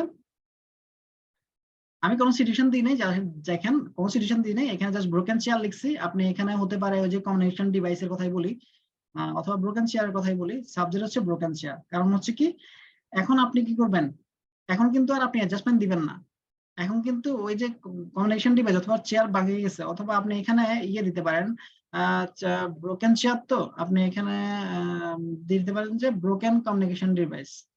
তার মানে এখন যে ব্রোকেন কমিউনিকেশন ডিভাইসের কথা বলছেন এটা কিন্তু আপনি অ্যাডজাস্ট করবেন না, আপনি এটা যে রিকোয়েস্ট করছে ওটাকে রিফিউজ করবেন। তাহলে রিফিউজ করতে গেলে কি করতে হবে? দেখেন, thank you for your contacting us regarding the broken chair you received. ওই যে আমরা পড়ছিলাম থ্যাংক ইউ দিয়ে শুরু করতে হবে, ওনাকে একটা থ্যাংক ইউ জানালেন। কেন থ্যাংক ইউ জানালেন? যে সে যে আপনার ব্রোকেন চেয়ারের যে ভয়েস রেজ করছে অথবা আপনাকে কমপ্লেন দিছে, ক্লেম করছে, সেটার জন্য একটা থ্যাংক ইউ জানালেন। কিন্তু থ্যাংক ইউ জানানো তো শেষ না, থ্যাংক ইউটা তাকে ওনাকে কনভিন্স করার জন্য দিচ্ছেন, কিন্তু আপনার ভিতরে আছে যে কোনটা আপনার ভিতরে যেটা আছে সেটা এবার বের করে দিবেন। আপনি বের করে দিচ্ছেন কিভাবে? We are sorry to hear that the chair did not arrive in the condition you expected and we apologize for any inconvenience caused. দেখেন আপনি কিন্তু এখন বলে দিলেন যে আপনি ওই যে কন্ডিশন গুলা ওরা পাইছে যে চেয়ার গুলার, এটার জন্য আপনি সরি জানাইছেন। তারপর হচ্ছে যে ইনকনভিনিয়েন্সটা হয়েছে সেটার জন্য আপনি অ্যাপোলোজাইজ হচ্ছেন, আপনি একটা দুঃখ প্রকাশ করলেন। তারপরে এখন আসবেন মূল ঘটনায় আসি আমরা, মূল বডিতে।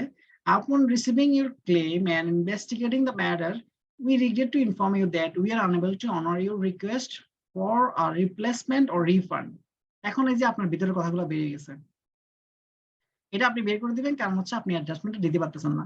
কারণ হচ্ছে আপনি এই সুন্দর করে যে উই রিগ্রেট টু ইনফর্ম, হ্যাঁ এই লাইনটা একটু মনে রাখেন। আপনি বলে দিলেন যে আমরা এই যে রিপ্লেসমেন্টটা আছে, রিফান্ডটা আছে, আমরা সেটা দিতে পারছি না, আমরা খুবই দুঃখিত, কারণ আমরা এগুলো ইনভেস্টিগেট করছি। এবার কি বলছেন? Our record indicate that the chair was shipped to you in good condition and we have not received any report of damage during shipping. মানে হচ্ছে আপনি দেখেন ওই যে চেয়ারগুলো পাঠাইছেন, সেই চেয়ারগুলো হচ্ছে আপনি শিপ করার সময় অথবা আপনি ট্রান্সপোর্ট করার সময় ঠিকঠাক মতো পাঠাইছেন, তখন কিন্তু আপনি কোনো রিপোর্ট পান নাই। তার মানে ওরা যে চেয়ারটাতে ভাঙছে, তার মানে যে রিসিভার এন্ড অর্থাৎ যে বায়ার, সেই কিন্তু আমাদের এন্ড থেকে কিন্তু এটা এটা এটা ভেঙে ফেলছে। তার মানে এই জন্য তো আপনি রেসপন্সিবল না, তাহলে কেন আপনি অ্যাডজাস্ট করবেন? তো সেই কথাটাই কিন্তু এখানে বলছেন। তারপরে আবার একটু ওনাকে সান্ত্বনা দিবেন এখানে, যে হচ্ছে we understand that receiving a damage product can be frustrating. আপনি ওনাকে একটু সান্ত্বনা দিলেন কিন্তু এই লাইনটা দিয়ে, যে আমরা কিন্তু বুঝতে পারছি আপনার যে জিনিসটা এটা কিন্তু খুবই হতাশাজনক, কারণ আপনি ড্যামেজ কন্ডিশনে পাইছেন, কিন্তু আপনার ভিতরের কথা তো আরেকটা। সে কারণে আবার লিখবেন হাউ এভার বাট, এগুলো দিয়ে তো আপনারা জানেন যে মানে উল্টা দিকে কথা বলা হয়, মানে হচ্ছে আপনি যে কথাটা প্রসঙ্গটা বলতেছেন তার বিপরীত প্রসঙ্গে এখন কিন্তু আপনি চলে যাবেন। তার মানে হাউ এভার অথবা আপনি বাট যেটাই বলেন, আপনি এখন উল্টো দিকে চলে যেয়ে বলবেন যে we take great care in packaging our product to ensure that they arrive safely. তার মানে আপনি বলতেছেন যে আমরা কিন্তু খুব যত্ন সহকারে এই যে প্রোডাক্টগুলো প্যাকেজিং করে তারপরে হচ্ছে কি পাঠাই। Unfortunately, we cannot be held responsible for damages that occur after the product has been delivered and accepted. মানে আপনাকে এই যে এই কথাগুলো আপনি এখন ভিতরের কথাগুলো সুন্দর করে বলে দিচ্ছেন যে আপনার এন্ডে যদি কোনো ধরনের সমস্যা হয় সেক্ষেত্রে আমরা কিন্তু রেসপন্সিবল না, কারণ ডেলিভার হয়ে গেলে যদি আপনি রিসিভ করে নিজে নষ্ট করে দেন সেটার জন্য তো আমি রেসপন্সিবল না। তার মানে এই দেখেন এই দুইটা বডি প্যারাগ্রাফ খুবই ইম্পর্টেন্ট, এগুলো আপনি জাস্ট মাথায় রাখলেন, সেন্টেন্স গুলো একটু মাথায় রাখলেন যে কি কি হচ্ছে সিচুয়েশন গুলা। তারপরে হচ্ছে কি একটা এন্ডিং দিলেন, ওই যে ওনাকে অ্যাপ্রিসিয়েট করলেন, এগুলো আপনারা জানেন, এগুলো আমি বলবো না। তারপরে হচ্ছে থ্যাংক ইউ জানালেন ওনাকে, দিয়ে আপনার সিনসিয়ারলি আপনার নামটা দিয়ে শেষ করে দিলেন। এটাই হচ্ছে কি আপনার রিফিউজড রিকোয়েস্ট। এখন যে কোনো রিভিউ যদি বলা যায় ক্রেডিট রিকোয়েস্ট, মানে ক্রেডিটের আসতেছি, যদি বলা যায় চেয়ার ভেঙে গেছে, এখন চেয়ারের জন্য হচ্ছে কি আপনার একটা রিফিউজাল লেটার লিখতে, তখন আপনি জাস্ট এটা ইনপুট করে দিবেন ওই চেয়ারটা। যদি বলা যায় টেবিল, যদি বলে প্রিন্টার, যদি বলে ওয়াটার পিউরিফায়ার, যদি বলা যে হচ্ছে কি আপনার ফটোকপিয়ার, যদি বলে হচ্ছে কি আপনার মাউস, ল্যাপটপ, পিসি, যেটাই হোক আপনি জাস্ট এই এই ফরম্যাটটা ফলো করে জাস্ট ওই জিনিসটা ওই মানে ওই প্রোডাক্টটা ইনপুট করে দিয়ে দিলেন। এটা গেল হচ্ছে কি তাহলে কি রিফিউজড রিকোয়েস্ট অর্থাৎ রিফিউজাল লেটারটা। এখন এখন আসলে কি আছে সামনে, তারপর হচ্ছে negative adjustment letter. Negative adjustment কোনটা? এটা হচ্ছে কি রিফিউজটা। এই রিফিউজটা হচ্ছে কি অলমোস্ট নেগেটিভ অ্যাডজাস্টমেন্ট, মানে হচ্ছে আপনি যে অ্যাডজাস্টমেন্টটা এতক্ষণ পর্যন্ত আমরা যেটা আলোচনা করছি ঠিক সেম জিনিস, মানে এটাই হচ্ছে নেগেটিভ অ্যাডজাস্টমেন্ট লেটার। মানে আপনার কাছে যে ক্লেম করছে আপনি এই ক্লেমটা নিবেন না, আপনি এই ক্লেমটা না নিয়ে রিফিউজ করবেন, এটাই হচ্ছে নেগেটিভ অ্যাডজাস্টমেন্ট লেটার। মানে হচ্ছে যে অ্যাডজাস্ট করতে বলছে আপনি অ্যাডজাস্টটা করবেন না, আপনি ওনাকে বলবেন যে আপনি যে ক্লেমটা করছেন সেই ক্লেমটার প্রপার না, জাস্টিফাইড না, এটা হচ্ছে আনজাস্টিফাইড। আপনি যে ক্লেমটা করছেন সে কারণে কেন আনজাস্টিফাইড সেটা আপনি এক্সপ্লেইন করবেন, এক্সপ্লেইন করে তারপরে এটা লিখে দিবেন। আমরা অলরেডি এটা কিন্তু শিখে গেছি। তারপরে এখানে আমরা নেগেটিভ অ্যাডজাস্টমেন্টের কিছু আপনার স্টেপস আছে, স্টেপস গুলো দেখি। প্ল্যান দ্য স্ট্র্যাটেজি, এগুলো কিন্তু একই জিনিস ঘুরে ফিরে আসতেছে, দেখেন মানে অলমোস্ট কাছাকাছি। আপনি একটা দুইটা মনে রাখলে সবগুলো কিন্তু মনে থাকবে। প্ল্যান দ্য স্ট্র্যাটেজি, প্রথম ওই যে আগে শিখছে কি স্ট্র্যাটেজিক বাফার, এখানে হচ্ছে জাস্ট প্ল্যান দ্য স্ট্র্যাটেজি। মানে প্রথমে আপনি প্ল্যান করবেন, কারণ আপনি তো ওই যে আমার ক্লেম সেটেল করতেছেন না, ওনাকে তো রিজেক্ট করবেন, তাহলে রিজেক্ট করলে তো সরাসরি বলা যায় না। আপনি আপনার একজন অফিসারকে বকা দিবেন, বকা দিলে তো সরাসরি বকা দিবেন না, মানে সিস্টেমে বকা দিতে হবে। ওই সিস্টেমটা হচ্ছে স্ট্র্যাটেজি, কৌশল। আচ্ছা, তারপর হচ্ছে সেট আপ রিজন, কেন বকা দিচ্ছেন, কেন ক্লেমটা রিজেক্ট করছেন, এটাই হচ্ছে রিজন। আপনি হচ্ছে কোন রিজনে, সে কি কাস্টমার সার্ভিস খারাপ দিছে, সে কি তার কলিগের সাথে বাজে বিহেভ করছে, সে কি মানে আনঅথরাইজ অ্যাবসেন্ট, অথবা কি হঠাৎ করে আপনার হঠাৎ করে দেখা গেল যে তার ডেস্ক থেকে ডিসিপিয়ার হয়ে গেছে। তার মানে আপনি বকা কেন দিবেন সেটার জন্য কিন্তু সেট আপ রিজন লাগবে। তার মানে ক্লেমটা কেন সেটেল করবেন না এটার জন্য রিজন লাগবে। তারপর হচ্ছে রিফিউজ ক্লিয়ারলি, এখন ওই যে ক্লেমটা করলো, এখন এই ক্লেমটাকে রিফিউজ করে দিবেন একদম কনক্রিট, যে আমরা এখানে দিতে পারতেছি না, we are unable to adjust your claim. আমরা সরাসরি বলে দিলেন আপনি যে আমরা কিন্তু আপনার যে ক্লেমটা আছে আমরা সেটা কিন্তু অ্যাডজাস্ট করতে পারছি না। এটা হচ্ছে রিফিউজ ক্লিয়ারলি। তার মানে এই দেখেন একটা স্টেপ, দুইটা স্টেপ, তিনটা স্টেপ, তারপরে এই তিনটা স্টেপসে আপনি মাথায় রাখবেন, এগুলো শর্ট নোটে আসতে পারে যে what are the steps in negative adjustment letter. তার মানে কয়টা স্টেপস? 3টা স্টেপস। আবার আমরা প্রথমে যে ডাইরেক্ট কমিউনিকেশনের জেনারেটিক স্টেপস কিন্তু 3টা ছিল। মানে এইগুলো একটু মাথায় রাখেন, মানে সবগুলো কাছাকাছি একই জিনিস, কিন্তু শুধু ভাষাগুলো একটু তফাৎ আছে। অলমোস্ট কাছাকাছি, আপনি যদি লিখতে পারেন নিজের ভাষায় দিতে পারেন, কোনো সমস্যা নাই। কিন্তু এই তিনটা মাথায় রাখেন যে এই 3টা প্ল্যান করতে হবে, রিজনটা সেট আপ করতে হবে, রিজনটা দিতে হবে, রিভিউস ক্লিয়ার করতে হবে। এখন আসেন আমরা নেগেটিভ অ্যাডজাস্টমেন্ট লেটারের একটা ফরম্যাট শিখবো। এখন আমরা কিন্তু এটা অলরেডি শিখছি আগেরটাই, আগে আমি একটা দিয়ে দিছি ঠিক এটাই, আবার আপনি চাইলে আরো একটা দিছি সেটাও লিখতে পারেন। দেখেন এখানে একটা আছে ডেট, তারপর হচ্ছে কি আপনার যাকে লিখবেন সিচুয়েশন থাকবে, তাকে তার হচ্ছে কি অ্যাড্রেস থাকবে, সাবজেক্ট হচ্ছে you claim for 15 chair damage, ওই যে 15টা চেয়ার ড্যামেজ হয়ে গেছে সেটা দিলেন, অথবা 15টা যে কমিউনিকেশন ডিভাইস ভেঙে গেছে সেটা দিলেন। তারপরে হচ্ছে কি আপনি লিখলেন যে certainly you have a right to expect. এগুলো এটা আমি আর পড়বো না, এটা একই জিনিস, মানে আগেরটাই আপনি ফলো করবেন, আর এটা একটু জাস্ট আপনাদের পড়ার জন্য মানে আরেকটা আমি ফরম্যাট দিলাম, আপনারা জাস্ট পড়ে নিন আর কি, একই জিনিস। এরপরে আসেন ক্রেডিট রিফিউজাল। ক্রেডিট রিফিউজালটা একবারে আমাদের হচ্ছে কমন, আমরা কিন্তু নিজেরাই, আপনার যারা ব্রাঞ্চে আছেন অথবা সিআরএম এ আছেন ওনারা হচ্ছে কি ক্রেডিট রিফিউজালটা কিন্তু আপনারা রেগুলারলি করে থাকেন। এখন ক্রেডিট রিফিউজাল করতে গেলে আপনি কিন্তু সরাসরি কাস্টমারকে বলে দেন না যে ভাই আপনার তো 5C খারাপ, 5C খারাপ, সে কারণে হচ্ছে কি আমি আপনাকে লোন দিতে পারছি না, অথবা আপনার বিজনেস খারাপ, আপনি যে বিজনেসটা করতেছেন এই বিজনেসটা তো ভালো না, এই বিজনেসে আমরা এখন লোন দিতে পারবো না। এরকম কিন্তু ক্রেডিট রিফিউজাল হয় না, কারণ হচ্ছে কি এরকম দিলে হচ্ছে কি আপনার কাস্টমারের সাথে যে রিলেশন সেটা নষ্ট হয়ে যাবে। তাহলে কাস্টমারকে কনভিন্স করে তারপর হচ্ছে ক্রেডিট রিফিউজ করতে হবে। কেন এটা হচ্ছে কি, কেন আপনি রিফিউজ করতেছেন, কি কারণে করতেছেন, এবং ওনাকে মানে ওই নেগেটিভ জিনিসটাকে পজিটিভ নিয়ে তারপরে হচ্ছে রিফিউজ করতে হবে, যাতে উনি হার্ট না হয়, যাতে আপনার সাথে তার রিলেশনশিপ ভালো থাকে, এবং পরবর্তীতে যেন আপনার কাছে আবার সে আসে তার ব্যবসা ভালো হলে। তাহলে এক্ষেত্রে আপনার কিছু স্টেপস আছে। কি স্টেপস? আচ্ছা, steps in credit refusal. Credit রিফিউজালের সময় ওই যে একই কথাগুলো কিন্তু ঘুরে ফিরে আসবে। প্ল্যান দ্য স্ট্র্যাটেজি, মানে আপনি প্রথমে যে ক্রেডিট রিফিউজ করবেন তার জন্য কিন্তু আপনি একটা প্ল্যান করবেন, একটা স্ট্র্যাটেজি, আপনার যে কৌশলগত একটা প্ল্যান করবেন, যে আসলে আপনি তো ওনাকে একটা ব্যাড নিউজ দিতে যাচ্ছেন যে আপনার লোনটা তো অ্যাপ্রুভ হয় নাই। আচ্ছা, তাহলে যে অ্যাপ্রুভ হয় নাই, তাহলে যে ডিক্লাইন যে হয়ে গেল, তাহলে ওনাকে কিভাবে জানানো যায়, এবং এই কৌশলটা নেওয়া হচ্ছে কি প্ল্যান দ্য স্ট্র্যাটেজি। আপনি প্ল্যান করলেন প্রথমে, তারপর হচ্ছে অ্যাডাপ্ট দ্য জেনারেল প্ল্যান। এখন একটা প্ল্যান নিলেন, প্ল্যানটা নেওয়ার পরে আপনারা হয়তো দুই একজন যখন ম্যানেজার অথবা অপারেশন ম্যানেজার মিলে একটা পরামর্শ করে তারপরে হচ্ছে কি ওই প্ল্যানটাকে অ্যাডাপ্ট করলো, মানে গ্রহণ করলো, ওই প্ল্যানটাই মানে ওনারা নিয়ে তারপরে কি করলো দেখেন, এরপরে হচ্ছে কি আপনার সরাসরি এখানে দুইটাই আপনার ক্রেডিট রিফিউজালের দুইটাই স্টেপস, প্রথমে প্ল্যান করতে হবে, তারপর হচ্ছে প্ল্যানটা অ্যাডাপ্ট করতে হবে।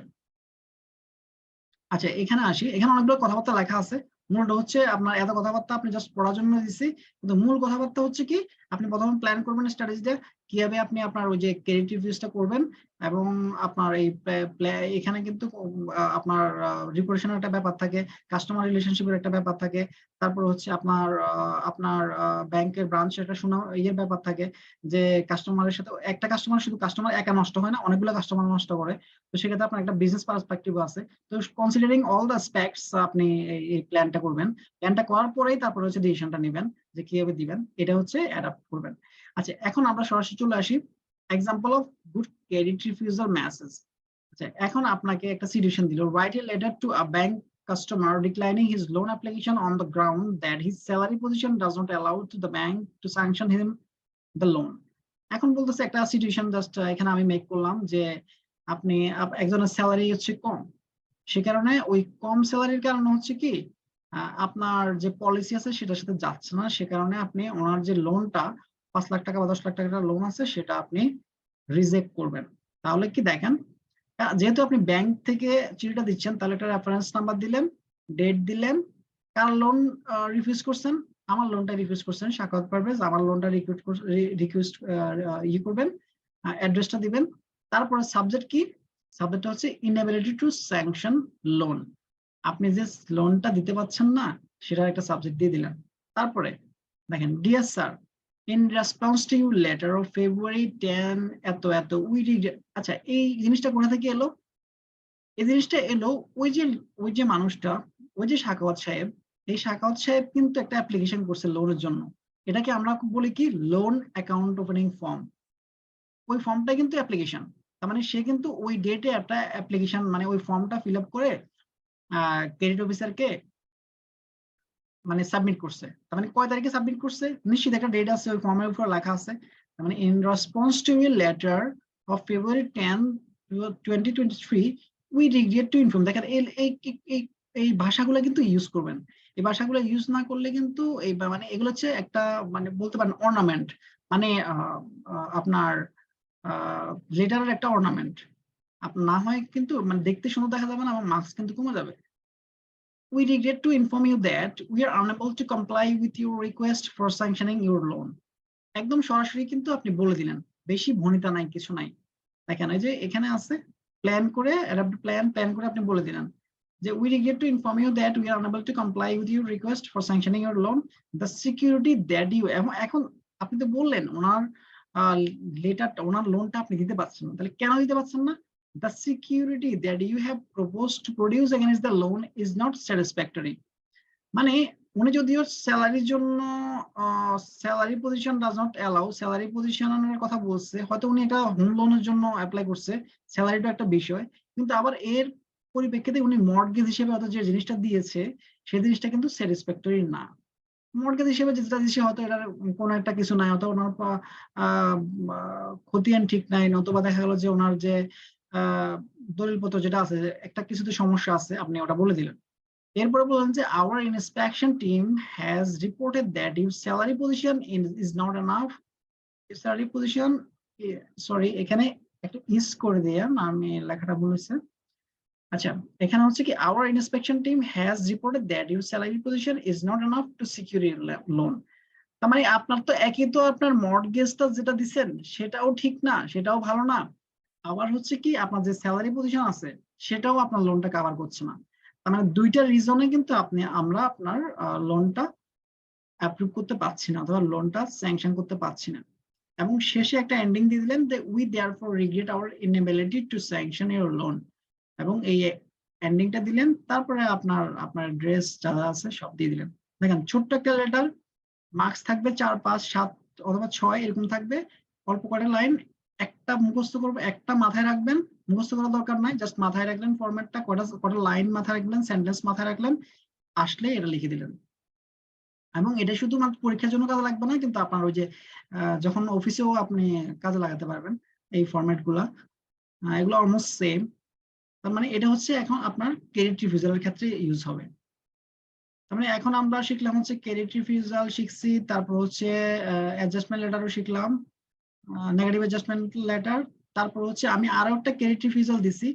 এটা হচ্ছে কেন দিছি দেখেন, এটা হচ্ছে কি ব্যক্তি পর্যায়ে, মানে হচ্ছে রিটেল লোন যদি আসে ব্যক্তি পর্যায়ে রিটেলের ক্ষেত্রে তাহলে আপনি এটা দিলেন, কিন্তু যদি আসে আপনার কর্পোরেট লোন, যেমন আমি দিলাম যে write a letter as the manager of your bank to the managing director of a firm regarding to sanction a particular loan from your bank.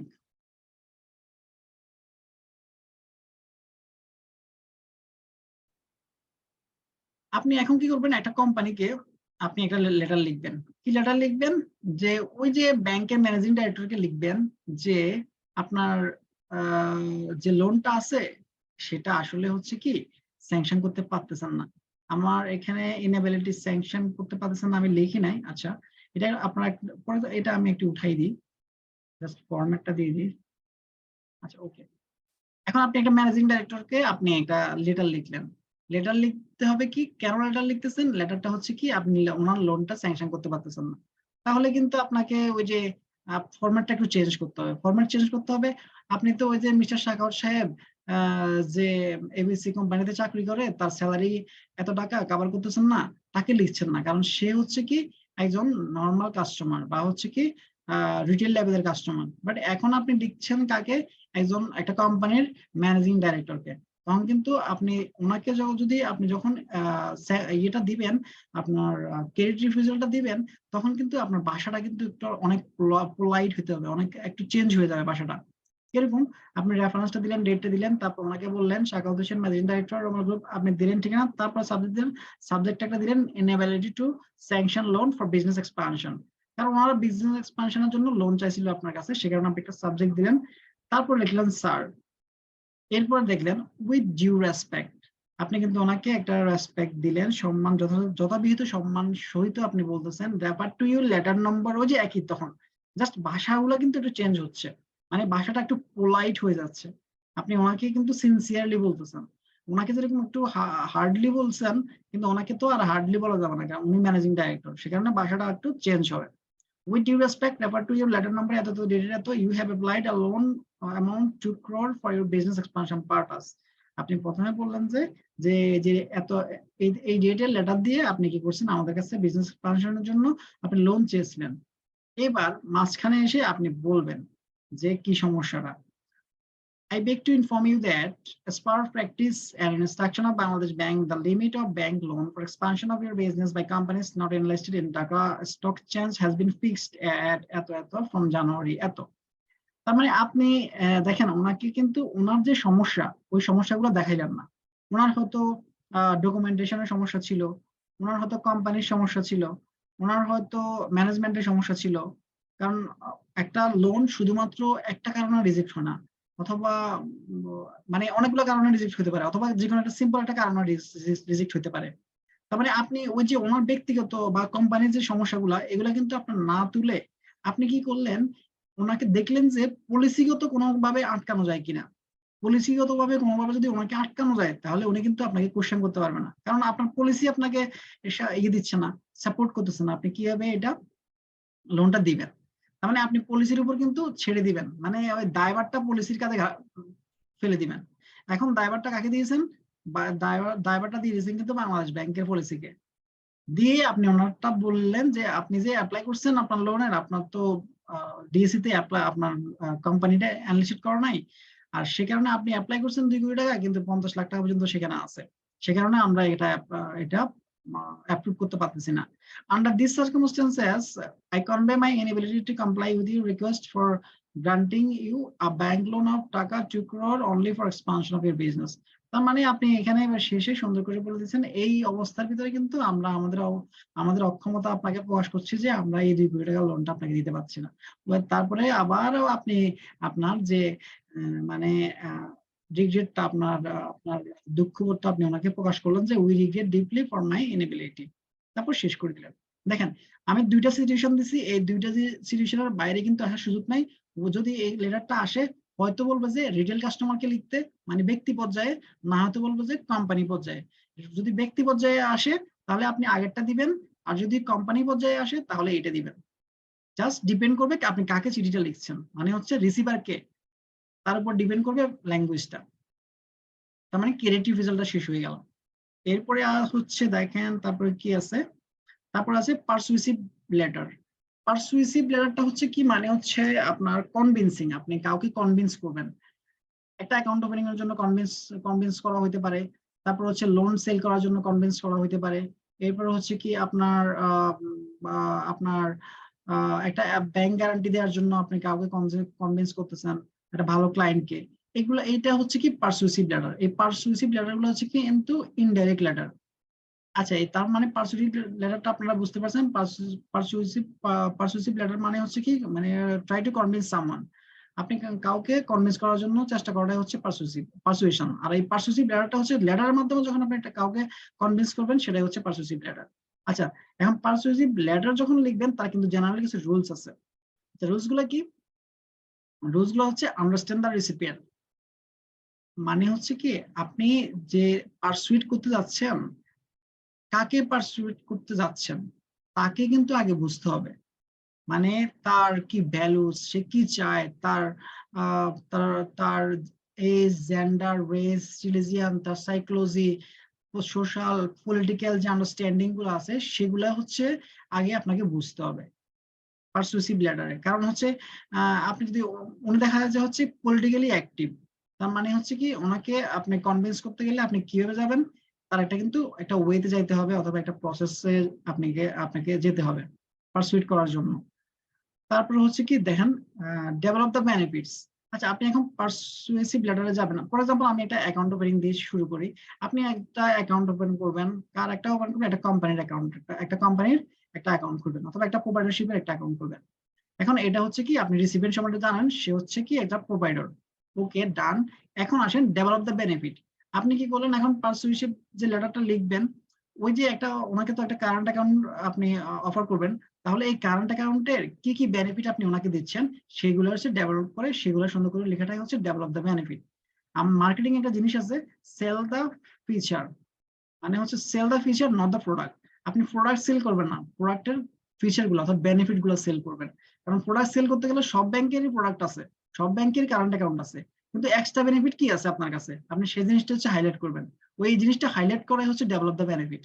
আচ্ছা, এরপর হচ্ছে কি, balance the use of the three kinds of appeal. আপনার হচ্ছে কি যে মানে হচ্ছে কি আপনি ব্যালেন্স করবেন, মানে তিন ধরনের আপিল আছে, মানে ওই যে আপনি পারসুইট করবেন তার একটা যে আপিল গুলো আছে, মানে আপনার আপনি কেন সে আপনার এখান থেকে নিবে, আপনি কেন আপনার এখানে অ্যাকাউন্ট ওপেন করবে, কেন আপনার প্রোডাক্টটা কিনবে, কেন আপনার সার্ভিসটা সে নিবে, এটার জন্য আপনি কি করবেন? ব্যালেন্স করবেন। দেখেন এইখানে তিনটা আছে, সেটা হচ্ছে কি, three different sorts of appeal are used to persuasive communication. সেগুলো হচ্ছে কি, ইমোশনাল অ্যাপিলস, তারপর হচ্ছে রেশনাল অ্যাপিলস, এরপর হচ্ছে কি ইথিক্যাল কম্পোনেন্ট। মানে এই জিনিস তিনটে জিনিসকে হচ্ছে কি আপনি যখন কনভিন্স করবেন তখন প্রায়োরিটি দিতে হবে। ইমোশনাল অ্যাপিলস কোনটা? দেখেন, সে মানে হচ্ছে কি তার যে ইমোশন আছে, সে ফর এক্সাম্পল হচ্ছে কি প্রোপাইটারশিপ, তার যে ইমোশন আছে, তার সে হয়তো বা দেখা গেল যে আপনার এখন হয়তো কারেন্ট অ্যাকাউন্ট তার অনেক আরো 3টা ব্যাংকে আছে, কিন্তু আপনার ব্যাংকে সে খুলতে যাচ্ছে না, অথবা সে দেখা গেল যে এখন ইমোশনালি স্যাড। তো এই জিনিসগুলো হচ্ছে তখন কিভাবে অ্যাপ্রোচ করতে হবে, তার ইমোশনটাকে কিন্তু গুরুত্ব দিতে হবে। তারপর হচ্ছে লোগোস বা রেশনাল আপিলস। রেশনাল অ্যাপিলস কোনটা? রেশনাল মানে হচ্ছে কি আপনি যে প্রোডাক্টটা ওনাকে অফার করছেন আসলে সেটা কি ওনার জন্য যৌক্তিক কিনা। ওনার আরো 5টা ব্যাংকে আছে, কারেন্ট অ্যাকাউন্ট ওপেন করা আছে, এখন আপনিও যে অফার করলেন, কিন্তু উনি আপনার এখানে কেন আপনার এখানে খুলবে, আপনি কি বেনিফিট আর আসলে এক্সট্রা বেনিফিট দিচ্ছেন, এটা কি রেশনাল কিনা, এটাই হচ্ছে মানে মানে যৌক্তিক কিনা, এটা হচ্ছে রেশনাল অ্যাপিলস। আর হচ্ছে কি দ্য ইথিক্যাল কম্পোনেন্ট, আর ইথিক্যালি এটা ঠিক আছে কিনা। ইথিক্যালি তো ঠিক, আপনি যেহেতু ওনাকে প্রোডাক্ট অফার করছেন ইথিক্যালি ঠিক থাকবে, কিন্তু অন্য প্রোডাক্ট হলে সেটা কি আসলে ইথিক্যালি ঠিক কিনা। এই 3টা জিনিস মাথায় রাখতে হবে। এইগুলো হচ্ছে balance of the use of three kind of appeal. আচ্ছা, তারপর হচ্ছে কি মেক রিডার কমপ্লায়েন্স ইজি। তারপরে হচ্ছে দেখেন, sometimes while writing persuasive arguments, writers don't give enough attention to making the desired action as easy and simple to carry out. If you want them to give money or purchase your product, let them know where and how, and if necessary, provide free address, mailing address, or website link. তার মানে হচ্ছে দেখেন, আপনার হচ্ছে কি আগে থেকেই ওনাকে আপনি ডিটেল বলে দিলেন, ওনার তো এত সময় নাই আপনার সবকিছু পড়ে বুঝে শুনে তারপরে হচ্ছে কি আপনার কাছ থেকে আপনাকে অ্যাপ্রোচ করলো, কিন্তু আপনি ওই যে কমপ্লেইন্স গুলো আছে, ফর এক্সাম্পল একটা অ্যাকাউন্ট ওপেনিং করতে হচ্ছে কি আপনার কি কি লাগে, জিনিসগুলো হচ্ছে কি আপনি আগে থেকে ওনাকে বলে দিলেন, তার মানে আপনার কমপ্লেইন্সটা ইজি হয়ে গেল ওনার জন্য। কিন্তু আপনি যদি ওনাকে একটা লিস্ট ধরাই দিলেন, অথবা ওই একটা অ্যাকাউন্ট ওপেনিং ফর্ম দিয়ে বললেন যে আমাদের যত টার্মস এন্ড কন্ডিশন আছে এখানে লেখা আছে, আপনি টার্মস এন্ড কন্ডিশন সবগুলো পড়ে বুঝে তারপর সাইন করে আপনি আমাকে দেন, তখন কিন্তু আপনি আর ওই ক্লায়েন্টকে হার্ন করতে পারবেন না, কারণ ওই ক্লায়েন্ট এত কিছু পড়ার আর বোঝার তার সময় টাইম কিছুই নাই, তার মানে আপনি কমপ্লায়েন্সটা ইজি করে দিলেন। তাহলে এটা হচ্ছে কি জেনারেল রুলস অফ পারসুয়েসিভ মেসেজ। তার মানে পারসুয়েসিভ মেসেজের জেনারেল রুলস গুলো আছে, শর্ট কোশ্চেন আসতে পারে কয়টা, আন্ডারস্ট্যান্ডিং দ্য রেসিপিয়েন্টটাকে বুঝতে হবে, বেনিফিটটাকে ডেভেলপ করতে হবে, কি কি বেনিফিট আপনি ওই কাস্টমারকে দিচ্ছেন, balance the use of three kinds of appeal 3টা যে আছে ওই 3টাকে কিন্তু রিফ্লেক্ট করতে হবে। তারপর হচ্ছে রিডারের কমপ্লায়েন্সটাকে ইজি করে দিতে হবে, অর্থাৎ যে কাস্টমারটা আছে ওই কাস্টমারকে তো আপনি চিঠিটা লিখবেন, ওই কাস্টমারের যাতে রিড করে সহজেই ইজিলি আন্ডারস্ট্যান্ড করতে পারে যে তার কি কি লাগবে একটা অ্যাকাউন্ট ওপেন করতে, অথবা একটা সার্ভিস আপনার কাছ থেকে নিতে, অথবা একটা লোন আপনার কাছ থেকে নিতে কি কি লাগবে, এই জিনিস কমপ্লায়েন্সটা ওনাকে ইজিতে আপনি বুঝিয়ে দিলেন আপনার লেটারে। এখন আসলে আমরা সরাসরি পারসুয়েসিভ লেটারে চলে যাবো। তার মানে আমরা জানি যে এখানে গাইডলাইন্স আছে 4টা, 1টা 2টা 3টা 4টা। এখন এক্সাম্পল অফ পারসুয়েসিভ বিজনেস লেটার দেখেন, সেম জিনিস, ডেট, তারপরে দেখেন অধরা আপুর নামে লিখলাম, তারপর হচ্ছে কি অধরা আপুর ইয়েটা দিয়ে দিলাম, অ্যাড্রেসটা দিয়ে দিলাম। এরপরে ফরম্যাটটা দেখেন, in the beginning give the reason why you are writing this letter, give a brief on your thinking about the same problem in some point। মানে শুরুতে আপনি হচ্ছে কি আপনি কেন লেটারটা লিখছেন তা হচ্ছে কি ওই যে রিডার তাকে বলছেন, কারণ শুরুতে সেন্টেন্সটা স্টার্টিং সেন্টেন্সটা দেখেই বুঝবে রিডার যে আপনি কি বিষয়ে লিখছেন। তার মানে বিগিনিং লেটারটা হবে কি কারণে লিখছেন আপনি সেটা থাকবে। তারপর হচ্ছে কি সেকেন্ড প্যারাগ্রাফে লিখবেন যে ওই যে আপনি যে কি কি আসলে সার্ভিস গুলা, প্রোডাক্ট অথবা সার্ভিস আপনি অফার করতেছেন বা কি জন্য লিখতেছেন অথবা কি প্রবলেম আপনি ফেস করতেছেন, যেটাই হোক আপনি পারসুয়েশন মানে পারসুয়েট করতে যে আপনি এটা প্রোডাক্ট সেল করতে যে যা যা দরকার এটা হচ্ছে আপনি সেকেন্ড প্যারাগ্রাফে দিলেন। তারপর হচ্ছে ইন দ্য লাস্ট প্যারাগ্রাফ হচ্ছে কি আপনি ওই যে অ্যাকাউন্ট ওপেনের জন্য রিকোয়েস্ট করবেন, মানে request the receiver to help you solve the same. মানে এখানে আমি সলভ করার কথা বলছি, অ্যাকাউন্ট ওপেনিং এর কথা বলতেছি, কারণ হচ্ছে কি আমরা আগে থেকে এক্সাম্পল দিয়েছিলাম অ্যাকাউন্ট ওপেনিং নিয়ে, সে কারণে অ্যাকাউন্ট ওপেনিং এর কথাই বলি।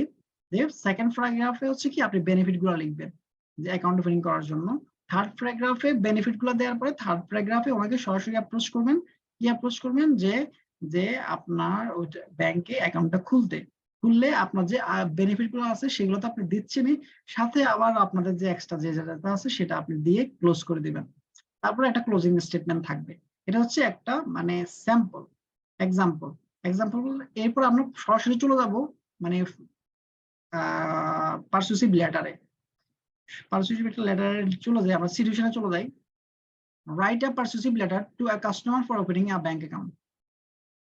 দেখেন এখন আমরা একটা পারসুয়েসিভ লেটার লিখবো একটা ব্যাংক অ্যাকাউন্ট ওপেন করার জন্য একটা কাস্টমারকে। কাস্টমারটা হতে পারে একটা ব্যাংকের একটা কোম্পানির ম্যানেজিং ডাইরেক্টর, অথবা হতে পারে একটা প্রোপাইটারশিপের মালিক, অথবা হতে পারে আপনার একটা ইনস্টিটিউশনের হেড অফ দ্য ডিপার্টমেন্ট, অথবা ইনস্টিটিউশনের হেড, অথবা হতে পারে মানে অথবা ইউনিয়ন পরিষদের চেয়ারম্যান হতে পারে, অথবা একজন মেয়র হইতে পারেন, যে হোক আপনি আপনার মতো করে দিলেন। দিয়ে এরপর প্রথমে করলেন আপনি সবগুলা রেফারেন্স, ডেট, আপনার অ্যাড্রেসটা দিয়ে সাবজেক্ট হচ্ছে কি opening a bank account with XYZ bank limited. এখন দেখেন এই লেটারটা আমি অনেক বড় করে লিখছি। বড় করে কেন লিখছি?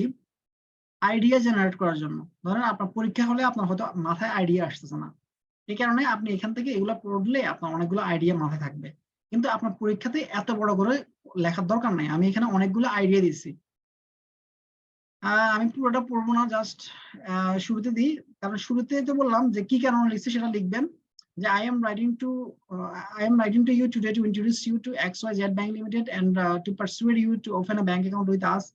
As a leading financial institution, we have built our reputation for excellence in providing banking services that meet the needs of our customer. আপনি প্রথমেই বললেন যে আপনি কেন লিখছেন লেটারটা, এটা অলরেডি ওনাকে জানাই দিচ্ছেন। আর আপনি যে একটা ফাইন্যান্সিয়াল ইনস্টিটিউশন সেটাও বলে দিচ্ছেন, এবং আপনি ভালো সার্ভিস দিচ্ছেন এর ভিতরে সেটাও বলে দিচ্ছেন। আচ্ছা, তারপর হচ্ছে লিখতেছেন কি পরের বডি প্যারাগ্রাফে দিচ্ছেন যে XYZ ব্যাংক লিমিটেডে আমরা কিন্তু আমরা হচ্ছে কি we understand that banking is more than just a place to deposit your মানি। মানে আপনি ওনাকে বলছেন এটা কিন্তু মানে ডিপোজিট করাচ্ছেও বেশি কিছু, কিন্তু এই ব্যাংকটা আপনি আপনার ব্যাংকের একটা বেনিফিট দেখাইলেন, এগুলো কিন্তু বেনিফিট। তারপরে আবার দিলেন we take pride in our commitment to customer service, এই যে সবগুলো কিন্তু বেনিফিট দেখাচ্ছেন। We take pride in our commitment to customer service, তার মানে ওনাকে বলছেন আমরা কিন্তু মানে খুবই গর্বিত কাস্টমার সার্ভিসের বিষয়ে, কারণ কাস্টমার সার্ভিস দেওয়ার বিষয়ে আমরা কিন্তু কোনো কার্পণ্য করি না। We go above beyond to our ensure our customer service and satisfied with their banking experience. Our team of experienced bankers is always available to answer your question, provide guidance, and help you make informed financial decision. মানে আপনি দেখেন এই সবগুলো benefit কিন্তু দেখাচ্ছেন, এখনো কিন্তু আপনি প্রোডাক্ট সেল করতেছেন না। আপনার অ্যাকাউন্টের কি কি বেনিফিট আছে এগুলা এখানেও বলছেন। তারপরে প্রথমে ব্যাংকের বেনিফিটটা বললেন, তারপরে প্রোডাক্টের বেনিফিটটা বললেন, এখানে আবার আরো প্রোডাক্টের বেনিফিট কতগুলো দেখাইলেন। তারপরে আবার ইন এডিশন গুলা দিয়ে আবার বললেন যে in addition to our exceptional banking service, we are also committed to giving back to the company community. আপনি আরো বললেন যে আমরা শুধুমাত্র কিন্তু ওই যে ব্যাংকিং সার্ভিস দিই না, আমরা কিন্তু কমিউনিটিকেও সার্ভিস দিই, যেটা ব্যাংক করে থাকে। ব্যাংক কি করে থাকে? সিএসআর করে থাকে, কর্পোরেট সোশ্যাল রেসপন্সিবিলিটি। ওনাকে এটাও বললেন আমরা শুধু কিন্তু ব্যাংকিং সার্ভিস দিই না, আমরা কিন্তু কর্পোরেট সোশ্যাল রেসপন্সিবিলিটি পালন করি। তার মানে উনি কিন্তু কনভিন্স হবে যে এই ব্যাংকটা তো ভালো, এই ব্যাংকটা তো কর্পোরেট সিএসআর করে বেশি। তার মানে আমি এখানে গেলে তো আমার যে লোকাল কমিউনিটি আছে, লোকাল কমিউনিটি বেনিফিট পাবে, কারণ লোকাল কমিউনিটি তো এই ব্যাংকটা কন্ট্রিবিউট করবে। তাহলে we support a variety of local charities and organizations. We believe in making a positive impact on the world around us. তার মানে আপনি যে সিএসআর কাজগুলো করতেছেন, সিএসআর কাজগুলো আপনি সিএসআর এর কাজগুলো কিন্তু আপনি এখানে তুলে ধরলেন। তার মানে এই দেখেন একটা বডি প্যারাগ্রাফ, দুইটা বডি, এই কতগুলো বডি প্যারাগ্রাফে বেনিফিট গুলা বলছি, আসলে সে কি বেনিফিট গুলা পাবে, এবং সে যে পাবে তাও না, কমিউনিটি কি বেনিফিট পাবে সেটাও কিন্তু বলছেন। সেটাও বলার পরে তারপরে আয়সা দেখেন আপনি ইন কনক্লুশনে আয়সা আপনি ওনাকে বলছেন যে অ্যাকাউন্টটা খুলতে, যে I strongly encourage you to consider opening a bank account with XYZ Bank Limited. We are committed to helping you achieve your financial goals. এখন শেষে আপনার থলের বিড়াল বাইরে এসেছে, আসলে আপনি কি চান? মানে আপনার থলের বিড়াল আপনি এখন বাইর করছেন যে আপনি চান যে ওই লোকটাকে আপনার এখানে একটা ব্যাংক অ্যাকাউন্ট খুললে ওই যে উপরে আগে ডিসক্রাইব করছেন যে জিনিসগুলা, সেই বেনিফিট গুলো সে পাবে। মানে এটা হচ্ছে একটা পারসুয়েসিভ লেটার। এইবার আপনাকে যদি পরীক্ষা আসে একটা পারসুয়েসিভ লেটার দিতে, একটা ব্যাংকের অ্যাকাউন্ট ওপেন করতে, তাহলে তো কোনো কথাই নেই, এটা হয়ে গেল। যদি বলা যায় একটা পারসুয়েসিভ লেটার লিখতে, একটা লোন সেল করতে, তাহলে সেম ওই অ্যাকাউন্ট ওপেনিং এর জায়গায় লোনটা আপনি বসিয়ে দিবেন। অথবা এই টাইপের আপনি প্রথমে হচ্ছে কি আপনি কি বিষয়ে লিখছেন সেটা লিখবেন, তারপর হচ্ছে বেনিফিট গুলা কি কি পাবে সেই বেনিফিট গুলো লিখবেন। সেই বেনিফিট গুলো লিখে প্রয়োজনে আপনি তার পাশাপাশি সোসাইটি কি বেনিফিট পাবে সেটাও লিখলেন। সোসাইটি বেনিফিট পাওয়ার পরে তারপরে আপনি ওনাকে সার্ভিসটা অফার করবেন। শুরুতে কিন্তু সার্ভিসটা অফার করা যাবে না। শুরুতে সার্ভিসটা অফার করলে কিন্তু সে মানে বলবে যে এই লোক তো আসছে একটা কাজ দেয়, ধান্দায়, মানে হচ্ছে কি, মানে আমি বেসিক মানে কি বলে, আমরা ব্যাংকার পার্সপেক্টিভে বলতেছি, যখন আমরা কাস্টমারদেরকে অ্যাপ্রোচ করি শুরুতে কিন্তু আমরা কিন্তু অনেকগুলো বেনিফিট দেখাই, কিন্তু শুরুতে যদি বলি যে ভাই একটা অ্যাকাউন্ট খুলেন, কাস্টমার কিন্তু কখনোই খুলবে না। কিন্তু শুরুতে যদি ব্যাংকের কথা বলি, তারপরে বেনিফিটের কথা বলি, অ্যাকাউন্টের কথা বলি, তারপরে অথবা আমাদের ইন্ট্রোডিউস দিই যে আমাদের ব্যাংক তো এই, তারপরে এতগুলো ব্যাংকের শাখা আছে, ব্যাংক তো 2000 সাল থেকে আজকে 22 বছর ব্যাংকিং করতেছে, রিপুটেশন অনেক ভালো।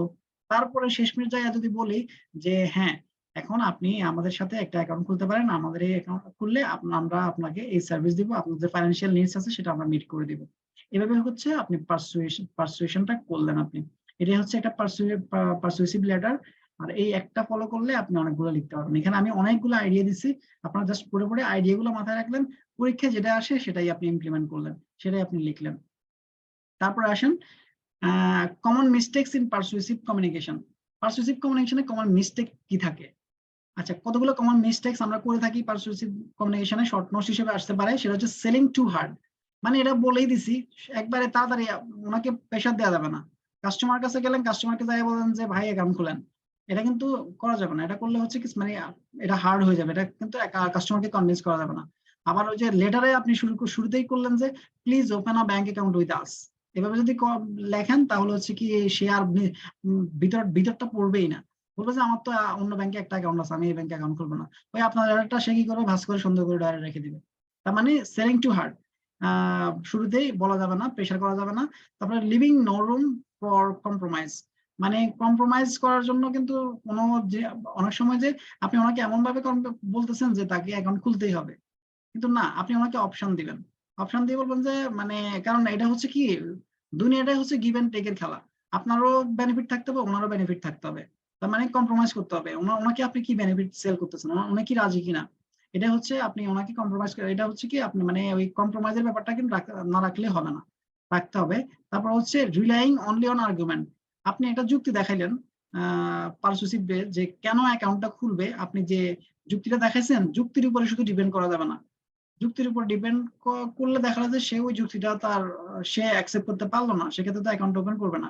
সেক্ষেত্রে আপনি আবার এটা কি করতে পারেন, আরো অ্যাপিল দেখাতে পারেন, আরো কি করতে পারেন, আরো মানে হচ্ছে কি আপনার এটা কি বলেন, ইমোশনালি আপনার ওনার সাথে অ্যাটাচ হতে পারেন, যেভাবেই হোক হওয়া যাবে। কিন্তু শুধু আর্গুমেন্টের উপর আর্গুমেন্ট দিয়েই কিন্তু শেষ করে দেওয়া যাবে না, মানে এগুলো হচ্ছে শুধু আর্গুমেন্ট দিয়ে আপনার একটা পারসুয়েসিভ লেটার শেষ করে দেওয়া যাবে না। Not thinking about future communication, মানে হচ্ছে কি আপনি একটা পারসুয়েসিভ লেটার লিখলেন, কিন্তু ওখানে ওই যে ভবিষ্যতেও আপনি কমিউনিকেট করবেন এই সম্বন্ধে কিছুই বলা নাই বা করা নাই, এটা কিন্তু করা যাবে না। মানে ফিউচার কমিউনিকেশন করবেন তার সাথে সে বিষয়টা কিন্তু বলতে হবে। তার মানে কি, do not assume that persuasion is a one shot offer. এটা কিন্তু একবার আপনি একটা অ্যাকাউন্ট ওপেনিং এর জন্য বলছেন, তার মানে এটা কিন্তু শেষ না। একবার না হলে আপনি পরে আবার চেষ্টা করবেন, আরো একবার দিবেন, আরো একবার দিবেন, প্রয়োজনে ফিজিক্যালি যে চেষ্টা করবে। তো এই কারণে পারসুয়েশনটা কিন্তু একটা কন্টিনিউয়াস প্রসেস, সে কারণে it is not one shot offer. তার মানে হচ্ছে ফিউচার কমিউনিকেশনের কথা মাথায় রাখতে হবে, কিন্তু এটা মাথায় না রাখলে হবে না, মানে এটা করা যাবে না। বিং ডিসেপটিভ, মানে হচ্ছে কি ছল চাতুরি অথবা মানে হচ্ছে প্রতারণার আশ্রয় নেওয়া যাবে না। আপনি ফর এক্সাম্পল ওনাকে অ্যাকাউন্ট ওপেনিং এর জন্য বললেন যে এই ফ্যাসিলিটিস আমাদের এখানে আছে, কিন্তু আসলে এই ফ্যাসিলিটিস গুলো আপনি দিতে পারবেন না। ওনাকে বললেন যে ডেইলি বেসিস আপনি 6% প্রফিট দিবেন, আপনার মানে এন্ড ব্যালেন্সের উপরে আপনি ডেইলি বেসিস 6% প্রফিট দিবেন, কিন্তু আসলে এটা তো আপনি পারবেন না। আইএফআইসি ব্যাংক আমার অ্যাকাউন্টে দেখা যায় 5% 6% দিত, কিন্তু এখন দেখা গেল যে ওনারা কি করে, ওই যে একটা স্ল্যাব রাখে, ওই স্ল্যাব গুলো অনেক সময় দেখা গেল যে হয়তো বললো না কাস্টমারকে, যদি বলে দেয় তাহলে হচ্ছে কিন্তু ডিসেপটিভ হবে না, যদি না বলে তাহলে কিন্তু ডিসেপটিভ হবে। যে একটা স্ল্যাব আছে, এই ব্যালেন্স যদি 5 লাখ থাকে আপনি এত পার্সেন্ট ইন্টারেস্ট পাবেন, ব্যালেন্স যদি 2 লাখ থাকে তাহলে এত পার্সেন্ট ইন্টারেস্ট পাবেন। তার মানে হচ্ছে ওই ইনফরমেশন গুলো ডিসক্লোজ করতে হবে, মানে কলা কৌশল বা ছলচাতুরি অথবা আপনার আনএথিক্যাল হওয়া যাবে না। এগুলো হচ্ছে কি কমন মিস্টেকস ইন পারসুয়েসিভ কমিউনিকেশনের ক্ষেত্রে মিস্টেকস যেগুলো করে। আচ্ছা, এরপরে আসি কি ইথিক্স ইন পারসুয়েশন। ইথিক্স মানে তো আমরা জানি what is right and what is wrong, কোনটা সঠিক কোনটা সঠিক না, সেটাই হচ্ছে ইথিক্স। তাহলে ইথিক্স কোনগুলো কমিউনিকেশনের ক্ষেত্রে, সেটা হচ্ছে কি ওই যে এগুলা আমি আপনাদেরকে ইথিক্স হচ্ছে কি এতে চ্যাপ্টার 5 এ বলেছিলাম, আপনারা একটু পড়ে নিন, এটা আমি আর বলবো না, একটু পড়ে নিলে পারবেন কোনগুলা মানে ঠিক আর কোনগুলা ঠিক না। এটা হচ্ছে ইথিক্স ইন পারসুয়েশন করার সময় আপনাকে অবশ্যই ট্রুথফুল হতে হবে, back up claim with evidence, আপনার যে ক্লেম করছেন সেটার এভিডেন্স থাকতে হবে। এগুলো একটু পড়ে নিন, তারপরে আসেন আবার একটা ইম্পর্টেন্ট লেটারে চলে যায়, সেটা হচ্ছে কালেকশন লেটার। কালেকশন লেটার কোনগুলা? কালেকশন লেটারটা হচ্ছে কি ওই যে আপনি ক্রেডিট তো রিফিউজালটা শিখছেন, এখন ক্রেডিট রিফিউজ না করে আপনি ক্রেডিটটা অ্যাকসেপ্ট করছেন, লোন দিয়ে দিয়েছেন একটা কাস্টমারকে। এখন কাস্টমার আপনাকে যখন আপনি লোনটা দিচ্ছেন, সে ইনস্টলমেন্টটা আপনাকে ঠিকঠাক মতোই আপনাকে দিচ্ছিল, কিন্তু হঠাৎ করে সেই ইনস্টলমেন্ট গুলো দেওয়া বন্ধ করে দিল। দেখা যায় 2 মাসের সে ইনস্টলমেন্ট দেওয়া অফ করে দিচ্ছে, ইনস্টলমেন্টটা ঠিকঠাক মতো দেয়া নেই। তখন যে লেটারটা আপনি লিখবেন তাকে, সেটাই হচ্ছে কালেকশন লেটার। মানে আপনি ওই যে ক্রেডিট যে আপনি যে লোন যে দিয়েছেন তার ইনস্টলমেন্টটা উদ্ধার করার যে প্রক্রিয়া বা প্রসেসের জন্য যে লেটারটা আপনি লিখে থাকেন, সেটাই হচ্ছে কালেকশন লেটার। আচ্ছা, কালেকশন লেটার এখানে কতগুলো কথা আছে, গাইডলাইন আছে, এগুলা আপনারা পড়ে নিন। আমি জাস্ট সরাসরি স্যাম্পলে চলে যাই, কালেকশন লেটারের স্যাম্পলে। কালেকশন লেটার তার মানে তো আপনি বুঝতে পারতেছেন যে ইনস্টলমেন্ট দিচ্ছে না, হইলো আপনার কাছ থেকে লোন নিছে, তখন তাকে একটা রিমাইন্ডার দিতে হবে, একটা কালেকশন লেটারের রিমাইন্ডার দিতে হবে। তাহলে কি, প্রথমে সেম রেফারেন্স ডেট, কে আপনার লোন দিচ্ছে না, পায়ানা নাম আপনার লোন দিচ্ছে না, সে কোন কোম্পানির, সে হচ্ছে একদম প্রোভাইডারশিপ আনাম এন্টারপ্রাইজের, গুলশান ঢাকা দিলেন। তারপরে বললেন যে ডিয়ার মিস্টার ফায়ান, এখানে কিন্তু আমি দেখেন অনেক বড় করে লিখছি, ওই যে অ্যাকাউন্ট ওপেনিং এর মতো করে বড় করে কেন লিখছি অলরেডি বলছি, যে আপনার মাথায় শুধু আইডিয়া গুলো থাকার জন্য, মানে হচ্ছে আইডিয়া গুলো আপনার থাকলে পরীক্ষার ফলে আপনার হচ্ছে কি আপনি লিখতে পারবেন, যে আপনার আইডিয়া মানে আইডিয়াতে আপনার সমস্যা হবে না জেনারেট করতে। আপনার আইডিয়াটা মাথায় আসবে যে আসলো তো হচ্ছে কালেকশন লেটার, তখন কালেকশন লেটারে আমার কাছে কি কি আইডিয়া আছে। তাহলে আপনি এখানে দেখেন শুরুতে হচ্ছে কি, we regret to inform you that your loan account with ABC bank is currently past due. Despite our previous reminder and attempt to contact you, we have not received any payment for the last 2 months. দেখেন আপনি already বলে দিচ্ছেন যে আমরা খুবই দুঃখিত, আমরা খুবই দুঃখ প্রকাশ করছি যে আমাদের যে ব্যাংকের সাথে আপনার যে একটা লোন আছে সেটা ডিউ হয়ে গেছে, এবং গত 2 মাসে আপনি কিন্তু লোনটা দেন নাই, আপনাকে বারবার আপনাকে স্মরণ করা দেওয়ার পরেও। তারপরে এবার আপনি বললেন যে কি কি আপনি করবেন। As a responsible borrower, it is your obligation to make timely payment on your loan as per terms and conditions agreed upon at the time of loan disbursement. ডিসবার্সের সময় কিছু কিছু টার্মস এন্ড কন্ডিশন আছে, সেই terms and condition অনুসারে কিন্তু ওই বড়োয়ারটা হচ্ছে কি এগ্রি করছিল যে সে ঠিকঠাক মতো কিন্তু পেমেন্ট দিয়ে দিবে, কিন্তু দেখা গেল যে সে ডিফল্টিং অন মানে সে ডিফল্টার হয়ে সে defaulting on loan payment not only negative impact on your credit score but also result in addition interest charges, late fees and legal action. এখন আপনি ওনাকে বলতেছেন যে যে আপনার শুধু যে ওই যে আপনি যে 2 মাসের দেন নাই, আপনার যে এটার জন্য ক্রেডিট স্কোরটা আছে সেটাই শুধু খারাপ হবে না, আপনার কিন্তু যে চার্জ আছে, ইন্টারেস্ট চার্জ আছে, আপনার যে লেট ফিস আছে সেটাও বেড়ে যাবে। এবং শেষে বলতেছেন না ওই এই সুন্দর করে যে আমরা কিন্তু লিগ্যাল অ্যাকশনও নিব। এরপরে আসলেন, we understand that financial circumstances can be challenging and we are here to assist you in any way we can.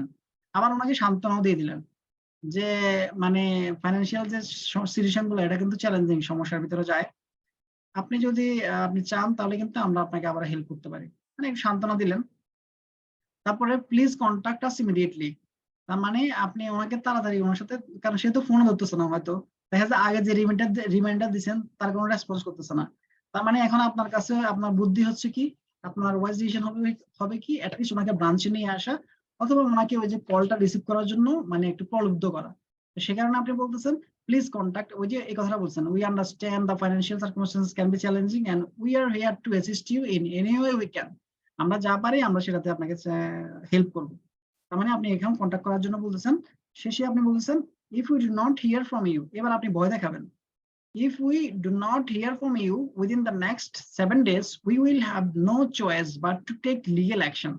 দেখেন শুরুতে কিন্তু লিগ্যাল অ্যাকশনের কথা বলেন নাই, একটু ইঙ্গিত দিচ্ছেন, কিন্তু শেষে এসে বলতেছেন, কখন বলতেছেন ওই যে একবারে শেষে যদি 7 ডেজ এর ভিতরে আপনি কোনো রিপ্লাই না পান, কারণ আগে তো রিমাইন্ডার দিচ্ছেন ওকে, সে তো রিমাইন্ডারের কথা শোনা নাই, আপনার কথা শোনা নাই সে, তাহলে হচ্ছে কি if we do not hear from you within the next 7 days we will have no choice but to take legal action to recover the unpaid amount. আপনি বলছেন এখন আপনি legal action নেবেন, this could include reporting your account to credit bureau, legal proceeding and other necessary measures. তারপরে শেষে হচ্ছে কি একটা এন্ডিং দিয়ে আপনি শেষ করে দিলেন। এটাই হচ্ছে কি কালেকশন লেটারের স্যাম্পল। একটা কালেকশন লেটার আমি অনেক বড় করে দিছি, এত বড় আপনার দরকার নাই, মার্কসের উপর ডিপেন্ড করবে, জাস্ট আইডিয়াগুলো জেনারেট করার জন্য আমি বড় করছি, আপনার হচ্ছে এই আইডিয়াগুলো আর ফরম্যাটটা মাথায় নিয়ে যাবেন, তাহলে হচ্ছে কালেকশন লেটার যেটাই আসুক আপনি এটা লিখতে পারবেন। আচ্ছা এরপরে আসেন হচ্ছে persuasion in sales and collection, এটা আমি পড়াবো না, এটা হচ্ছে কি খুব ইম্পর্টেন্ট না, জাস্ট দিচ্ছি হচ্ছে সিলেবাসে আছে সে কারণে আপনারা একটু দেখে নেন। Steps in writing persuasion sales message, এটা একটু দেখেন, এটা হচ্ছে মানে পারসুয়েসিভ লেটার লিখতে গেলে আপনার কি জিনিসগুলো মাথায় রাখতে হবে অথবা কি স্টেপস গুলো ফলো করতে হবে সেগুলো হচ্ছে, এটা শর্ট কোশ্চেনের জন্য হয়তো একটু ইম্পর্টেন্ট হইতে পারে। দেখেন গেট দ্য রিডার অ্যাটেনশনটা থাকতে হবে। তারপর হচ্ছে এটা হচ্ছে পারসুয়েসিভ লেটারে, মানে এটা কিন্তু আগে চলে গেছি আমরা, আমি একটু শেষে অ্যাড করছি মনে হয় এটা, হ্যাঁ একটু শেষের দিকে অ্যাড করছি, আপনি এটা আরো আগে মানে কালেকশন লেটার আগে অ্যাড করা উচিত ছিল। তারপর দেখেন স্টেপস ইন রাইটিং পারসুয়েসিভ লেটার, কি স্টেপস থাকে, গ্যাদার রিডারের অ্যাটেনশনটা থাকতে হবে, বিল্ড ইন্টারেস্ট করতে হবে, ইনক্রিজ ডিজায়ার, ড্রাইভ সেলস, এটা আমরা পড়ে আসছি আগে। তারপরে শেষের দিকে আছে হচ্ছে জব সার্চ প্রসেস স্ট্র্যাটেজিস। আচ্ছা এই জিনিসটা খুব একটা ইম্পর্টেন্ট না, খুব একটা আসে না, তারপরেও সিলেবাসে যেহেতু আসে সিলেবাসে যেহেতু আছে আমি অ্যাড করছি। জব সার্চ প্রসেসটা কি, এটা হচ্ছে আচ্ছা একবারে আমি তো শুধু বলে যাচ্ছি, আমার কথা কি শুনতে পাচ্ছেন? হ্যাঁ শুনতে পাচ্ছি। জি ভাইয়া শুনতে পাচ্ছি। আজকে চ্যাপ্টারটা আসলে বোরিং একটা চ্যাপ্টার, আগের যে চ্যাপ্টারটা পড়ছেন মানে মজা ছিল আগের চ্যাপ্টার গুলো, 4টা চ্যাপ্টার, কিন্তু এই চ্যাপ্টারটা আসলে আমার নিজের কাছে বোরিং লাগতেছে, ক্লাস নিতে প্লাস নিজে আবার নোট করার সময় বোরিং লাগছে, কারণ অনেক বড় একটা চ্যাপ্টার প্লাস অনেকগুলো টপিকস। যাই হোক আপনাদের কাছেও বোরিং লাগতেছে, তারপরেও পাস করার জন্য লাগবে। সেক্ষেত্রে দেখেন জব সার্চ প্রসেসটা আপনারা অলরেডি সবাই জানেন, তারপর আমি একটু আলোচনা করি। ফাইন্ড দ্য জব সার্চ প্রসেসটা হচ্ছে স্টেপস 1 হচ্ছে ফাইন্ড দ্য রাইট জব, মানে হচ্ছে ওই যে বিল্ডিং নেটওয়ার্ক। আর বিল্ডিং নেটওয়ার্ক হচ্ছে কি আমরা তো জানি আমাদের রেফারেন্স যদি যেমন ব্যাংকে হচ্ছে কি সুইচ করতে পারে, একটা ব্যাংক থেকে আরেকটা ব্যাংকে অনেকেই খুব দ্রুত সুইচ করতে পারে, কারণ হচ্ছে তাদের ভালো নেটওয়ার্ক আছে, রেফারেন্স আছে, এরকম নেটওয়ার্ক বিল্ড করতে পারলে কিন্তু জব সার্চটা ইজি হয়। তারপরে হচ্ছে কি আইডেন্টিফাই অ্যাপ্রোপ্রিয়েট জব, আপনার জন্য যে জবটা অ্যাপ্রোপ্রিয়েট সেটা হচ্ছে আইডেন্টিফাই করতে হবে। আপনার কোয়ালিফিকেশন অনুসারে short term long term consider করে। তারপর হচ্ছে ফাইন্ড দ্য এমপ্লয়ার। আপনি অনেকভাবে আপনার হচ্ছে খুঁজে নিতে পারেন, BDJobs.com অথবা পত্রিকা যেটাই হয়, অথবা যারা ফ্রেশ তারা হচ্ছে কি কেরিয়ার সেন্টার অথবা হচ্ছে কি যে অন ক্যাম্পাস রিক্রুটমেন্ট অথবা BDJobs.com যেভাবে হোক সেভাবে হচ্ছে কি এমপ্লয়ার ফাইন্ড করতে পারে। তারপর হচ্ছে স্টেপস 2 তে হচ্ছে কি প্রিপেয়ারিং দ্য অ্যাপ্লিকেশন ডকুমেন্ট। আচ্ছা, এই সবগুলো করার পরে হচ্ছে কি ওই যে ডকুমেন্ট, একটা ডকুমেন্ট মানে হচ্ছে সিভিটা রেডি করা। সিভি অথবা আপনার রেজিউমে যেটাই বলেন সেটা হচ্ছে রেডি করতে হবে। রেডি করার পরে 3 নাম্বার স্টেপ হচ্ছে ইন্টারভিউ। এখন আপনি ওই যে এমপ্লয়ার পাইলেন, এমপ্লয়ার পাওয়ার পরে আপনার ডকুমেন্টেশন রেডি করে এমপ্লয়ারকে দিলেন, তারপরে হচ্ছে কি ইন্টারভিউর জন্য ডাক পেলেন। তারপর হচ্ছে কি ইন্টারভিউর জন্য ইন্টারভিউতে গেলেন। ইন্টারভিউতে যাওয়ার পরে ইন্টারভিউর জন্য কিছু টেকনিক আছে, সেগুলো হচ্ছে কি আপনার gather information about the company সম্পর্কে জানতে হবে। তারপর হচ্ছে ওয়্যার অ্যাপ্রোপ্রিয়েট অ্যাটায়ার, ঠিকঠাক মতো জামা কাপড় পরতে হবে, কারণ হচ্ছে কি দেখা যায় যে ইন্টারভিউতে চলে গেছে, শেভ করা নাই, চুল উস্কো ঠিক মতো টাই পরা নাই, শার্ট পরছে হচ্ছে কি লাল নীল হলুদ এই ধরনের শার্ট পরে আছে, এরকম হলে কিন্তু ইন্টারভিউতে শুরুতে বাদ পড়ে যাবে। তার মানে যে যারা ইন্টারভিউর ওই যে ওপারে বসে আছে তারা কিন্তু দেখি বুঝবে he is not sincere enough, এই লোকটা দিয়ে কোনো কাজ হবে না। তার মানে অ্যাটায়ারে ঠিক থাকতে হবে। এরপর হচ্ছে prepare answer in anticipation of question. তার মানে হচ্ছে কি কিছু কোশ্চেন ইজি হয়, কিছু কোশ্চেন মানে হচ্ছে কি আপনার কঠিন হতে পারে। বেসিক্যালি এটা সিচুয়েশনের উপর ডিপেন্ড করে। তার মানে অ্যান্টিসিপেট করে আনসার দেওয়ার চেষ্টা করতে হবে। আর নতুবা যেটা আপনার কোশ্চেন জানা নাই সেটা হচ্ছে কি ওনাকে অ্যাপোলোজাইজ করতে হবে যে sorry I am not familiar with this question, অথবা বলতে হবে যে আমি ঠিকঠাক মতো এই কোশ্চেন আনসার করতে পারতেছি না। এটা করতে হবে, আনসারটা প্রিপেয়ার এটা করতে। তারপর হচ্ছে কিপ কাম, মানে হচ্ছে কি শান্ত থাকতে হবে। অনেকে হচ্ছে কি ইন্টারভিউ দিতে গেলে হচ্ছে কি অশান্ত হয়ে যায়, মানে রেস্টলেস হয়ে যায়। সেক্ষেত্রে হচ্ছে কি ওনাকে মানে ইন্টারভিউ বোর্ডে হচ্ছে কি একটু নেগেটিভলি নেওয়া হবে। সে কারণে কি আপনার কাম থাকতে হবে, শান্ত থাকতে হবে ইন্টারভিউ দেওয়ার সময়। তারপরে হেল্প কন্ট্রোলিং দ্য ডায়ালগ। আচ্ছা, আর এটা হচ্ছে কি জব ইন্টারভিউটা হচ্ছে কিন্তু আসলে হচ্ছে কি 2 ওয়ে কমিউনিকেশন, দুই দিক থেকে কমিউনিকেশন হবে। তো সেক্ষেত্রে শুধু ইন্টারভিউ যে যারা নিচ্ছে তারা যে সবকিছু জানে বা তারা এই যে সবসময় ঠিক সেক্ষেত্রে তাও না। যিনি ইন্টারভিউ দিচ্ছেন সেও কিন্তু ওই ডায়ালগটা কন্ট্রোল নেওয়ার চেষ্টা করবে। এটাই হচ্ছে হেল্প কন্ট্রোলিং দ্য ডায়ালগ। তারপরে স্টেপস পরে আছে কি follow up and finish the application. সেটা হচ্ছে কি আপনার হচ্ছে এখন আপনার ইন্টারভিউ দিলেন, ইন্টারভিউ দেওয়ার পরে হচ্ছে কি আপনাকে করলো, আপনাকে অফার লেটার দিল তখন, বা অথবা ইন্টারভিউ দেওয়ার পরে আপনি ওনাদেরকে একটা ইমেলে থ্যাংক ইউ পাঠাইতে পারেন। থ্যাংক ইউ লেটার যেটা আমরা শিখছিলাম কিন্তু চ্যাপ্টার 4-এ, একটা থ্যাংক ইউ লেটার ওনাকে পাঠাই দিলেন। এটা হচ্ছে কি follow up and finish the application. তার মানে এটাই হচ্ছে জব সার্চ প্রসেস পুরোটা। যদি কোশ্চেনে আসে এত বড় কোশ্চেন আসবে না, ছোট করে আসতে পারে, অথবা বড় কোশ্চেনও আসতে পারে। যদি আসে তো আসলো, না আসার সম্ভাবনা খুবই বেশি। আসলে তো দিলেন। আর আচ্ছা, এটা গেল। এখন আপনি জব সার্চ প্রসেসটা পুরোটা জেনে গেলেন। প্রথমে কি করতে হবে? প্রথমে হচ্ছে কি আপনার হচ্ছে কি প্রথম স্টেপস হচ্ছে কি ফাইন্ড দ্য রাইট জব। এখানে কি কি আছে? নেটওয়ার্ক আছে, বিল্ডিং নেটওয়ার্ক আছে, আইডেন্টিফাই অ্যাপ্রোপ্রিয়েট জবস আছে, ফাইন্ড দ্য এমপ্লয়ার আছে। এরপরে হচ্ছে কি স্টেপস 2 তে প্রিপেয়ারিং দ্য অ্যাপ্লিকেশন। আপনি সব ডকুমেন্ট রেডি করে তারপরে পাঠালেন, তারপরে ইন্টারভিউ দিলেন। ইন্টারভিউর সময় কিছু টেকনিক আছে ফলো করলেন। এখন ফলো করার পরে হচ্ছে কি আপনার জবটা হয়ে গেল। হয়ে যাওয়ার পরে আপনি 5 বছর চাকরি করছেন, 5 বছর পাওয়ার পরে এখন রেজিগনেশন দিবেন, রেজিগনেশনে চলে আসছেন। তার মানে রেজিগনেশন মানে হচ্ছে কি সার্ভিস করছেন, সার্ভিস করে এখন আপনি এই কোম্পানিটাকে এই কোম্পানি থেকে আপনি এই কোম্পানিতে লিভ করবেন। তাহলে এই লিভ করার জন্য যে প্রসেসটা সেটা হচ্ছে রেজিগনেশন লেটার। আচ্ছা, এখন আমি এখানে একটা হচ্ছে কি রেজিগনেশন লেটারের স্যাম্পল দিচ্ছি, এটা হচ্ছে ইম্পর্টেন্ট। আপনার আসতে পারে যে write a resignation letter to the MD and CEO of your bank. একটা রেজিগনেশন লেটারের স্যাম্পল আমি দিচ্ছি। এই রেজিগনেশন স্যাম্পলটা আপনি মাথায় রেখে যে কোনো রেজিগনেশন স্যাম্পল আসুক এই রেজিগনেশন স্যাম্পলটা আপনি দিয়ে দিবেন, ব্যাস হয়ে গেল। আপনি যে পজিশন শুধু যে ডেজিগনেশন গুলো চেঞ্জ করে দিবেন, ব্যাংকের নাম চেঞ্জ করে দিবেন। আমি জাস্ট একটু পড়ে দিই। সেটা হচ্ছে কি আপনি প্রথমে লিখলেন যে ডেট, তারপরে অ্যাড্রেস। এখানে কিন্তু কোনো রেফারেন্স হবে না, কারণ আপনি পার্সোনালি লিখছেন। এটা কিন্তু মাথায় রাখেন, কোনো রেফারেন্স হবে না। ডেট থাকবে শুধু, এমডি স্যারের নাম থাকবে, এমডি স্যারের নাম থাকতে পারে, নাও থাকতে পারে, শুধু এমডি ও সিইও হতে পারে। তারপরে সাবজেক্টটা অবশ্যই দিবেন resignation for the service, sir দিলেন। ডিয়ার স্যার লিখলে লিখতে পারেন, না লিখলে ভালো। যেহেতু এমডি স্যারকে লিখছেন তাহলে শুধু স্যার লিখলে ভালো। এটা হচ্ছে মোর ফর্মাল। এবং তারপরে আপনি এইগুলা দিলেন, আমি অনেকগুলো আইডিয়া দিলাম। আপনারা কেউ যখন রেজিগনেশন দিবেন এটা কাজে লাগাতে পারেন। দেখেন, it is with next emotion that I submit my resignation as senior officer at ABC bank limited effective 1 month from today's date. আপনি কোন ডেট থেকে আপনি রেজিগনেশন দিচ্ছেন সেটা আপনি বলে দিলেন। I have greatly enjoyed my time with the bank and have learned a lot from the experienced professionals with whom I have had the privilege of working. আপনি কিছু কথাবার্তা বললেন, আপনার যে স্মৃতিচারণ করলেন যে আপনি কিছু এক্সপেরিয়েন্স পাইছেন, এখান থেকে অনেক কিছু শিখছেন, সে কথাগুলো বললেন।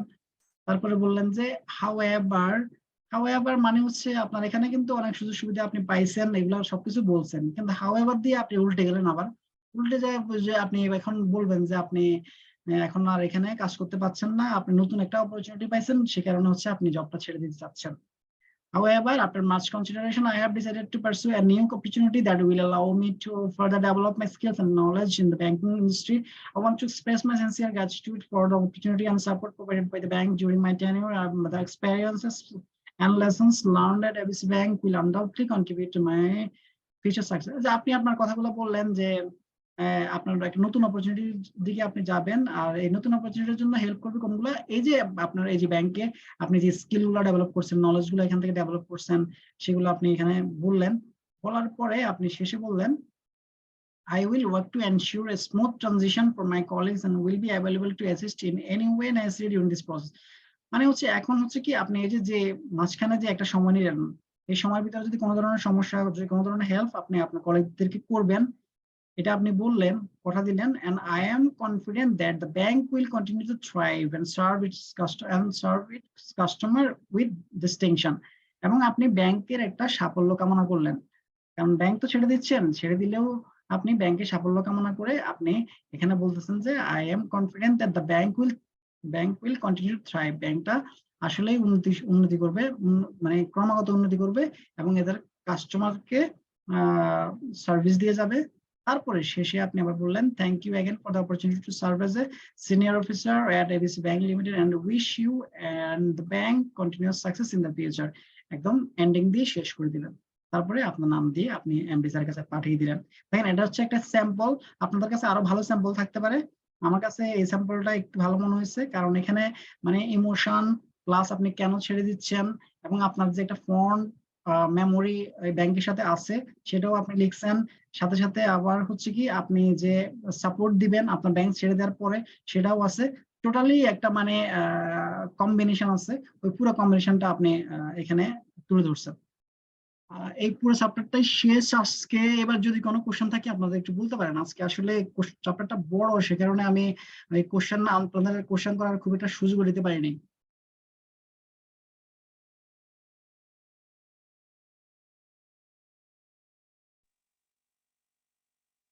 যদি কোনো কোশ্চেন থাকে করতে পারেন, কারণ আমরা শেষ করে দিব ক্লাসটা। আমাদের এটাই হচ্ছে আপনাদের জন্য হচ্ছে লাস্ট ক্লাস। আপনাদের আরেকটা ক্লাস নিব আমি পরীক্ষার আগে। আপনারা যে কোনো ধরনের যদি প্রবলেম ফেস করেন পরীক্ষার আগে আসলে এগুলো সলভ করার ট্রাই করবো আর কি। পারভেজ ভাই, আমাদের এই মানে যে 5টা চ্যাপ্টারে আপনি দিয়েছেন ভাগ করে নোটটা, হ্যান্ড নোটটা, হ্যালো, হ্যাঁ, একটু জোরে বলেন, আপনার কথা শুনতে পাচ্ছি না। আপনি যে 5টা চ্যাপ্টারের হ্যান্ড নোট দিয়েছেন, এটাই কি আমাদের বিজনেস কমিউনিকেশন কমপ্লিট হয়ে গেল? আপনি এগুলো যদি পরে মানে হজম করতে পারেন একটা না, আপনি 5 করার জন্য যথেষ্ট। তারপরও চ্যাপ্টার 6টা মানে যেটা আমি বাদ দিছি সেটার যদি নোট আমি করি আপনাদেরকে দিয়ে দিব, আপনারা অ্যাটলিস্ট যা মানে অ্যাটলিস্ট রিডিং পড়ে গেলেন আর কি। কিন্তু এই 5টা চ্যাপ্টার যদি আপনি ভালোভাবে পড়েন আপনি অবশ্যই 100 আনসার করতে পারবেন, কারণ একটা চ্যাপ্টারে তো আপনি বাদ দিচ্ছেন, মানে ওই একটা চ্যাপ্টার থেকে তো 6টা কোশ্চেন আসবে না, 5-6টা কোশ্চেন আসবে না। এমসিকিউ যদি আসে সেজন্য এমসিকিউ আসলে হচ্ছে কি ওই একটা চ্যাপ্টার থেকে হয়তো ধরেন যদি 20টা, ফর এক্সাম্পল আপনার কথাই মেনে নিলাম 10টা এমসিকিউ দিল, ওই একটা চ্যাপ্টার থেকে না হয় একটাই আসবে, আর 9টা তো আপনার পারা উচিত ছিল। তাহলে ওই 9টা পারলে তো আপনি 10-এ 9 পাইলেন, 1 মার্ক তো ছাড়াই যায়। তারপরে তো আমি বললাম যে হচ্ছে কি ওইটার আপনার যে চ্যাপ্টারটা আপনি ছেড়ে দিয়েছেন সেটাও নোট যদি আমি মেক করি আপনাদেরকে আমি দিয়ে দিব। তাহলে আপনার আর কোনো ইয়ে থাকলো না আর কি, কনফিউশন থাকলো না। তো বেশি Okay. পড়তে গেলে আপনার যদি বেশি পড়ার ইচ্ছা থাকে তাহলে তো কোনো কথাই নেই, আপনি পড়তে পারেন। আর আপনাদের ভাইয়া আমার একটা কোশ্চেন ছিল, হ্যাঁ ভাইয়া শুনতে পাচ্ছেন? হ্যাঁ হ্যাঁ আমি শুনতে পাচ্ছি। হ্যালো। হ্যাঁ হ্যাঁ শুনতে পাচ্ছি জি আপনি। ভাইয়া, আমার একটা কোশ্চেন ছিল যে নৈর্ব্যক্তিক গুলো কি, যেগুলো আমাদের অবজেক্টিভ যেগুলো, ওগুলো কি আমাদের ওই যে নৈর্ব্যক্তিক যেভাবে আমরা 4টা অপশন থাকতো ওই রকম করে আসবে, নাকি আমাদের হচ্ছে যে ছোট কোয়েশ্চেন আকারে 1 মার্কসের ছোট কোয়েশ্চেন আসবে, একটু বলতে পারেন? এটা আসলে এমসিকিউ এন্ড ট্রিপলস এর বিষয়ে কিছুই আসলে ওনারা স্পেসিফিক্যালি বলা নাই, এটা শুধু আইবির যে ইবুকটা আছে সেটাতে আছে। কিন্তু আমি কয়েকজন থেকে ইনফরমেশন নিয়েছিলাম, ওনারা বাংলাদেশ ব্যাংকে যে ওয়ার্কশপ হয়েছিল সেখানে উপস্থিত ছিল, সেখানে কিন্তু ওই যে আপনার এমসিকিউ আর ট্রিপলস এর কথা স্পেসিফিক্যালি বলা নাই। কিন্তু যে জিনিসটা বলছে সেটা হচ্ছে শর্ট টাইপের কোশ্চেনের কথা বলছে, যে শর্ট কোশ্চেন গুলো একটু বেশি হবে, ডেসক্রিপটিভ গুলা হচ্ছে একটু কম হবে, তবে অথবা 50-50 থাকতে পারে, মানে শর্ট কোশ্চেন থাকবে 50 এবং ডেসক্রিপটিভ থাকবে 50। তো সেক্ষেত্রে এমসিকিউ এবং ট্রু ফলস এর কথা তো আসলে কিছু বলা নাই, তো এটা আসতেও পারে না আসতে পারে আপনার। সে কারণে হচ্ছে কি ওই যে আমি বলবো যে বেসিকটা একটু নিয়ে যেতে, বেসিক নিয়ে গেলে হচ্ছে কি আপনি যদি ক্লিয়ার থাকেন তাহলে ওই যে আনসার গুলো আপনি যেটাই আসুক আনসার করতে পারবেন।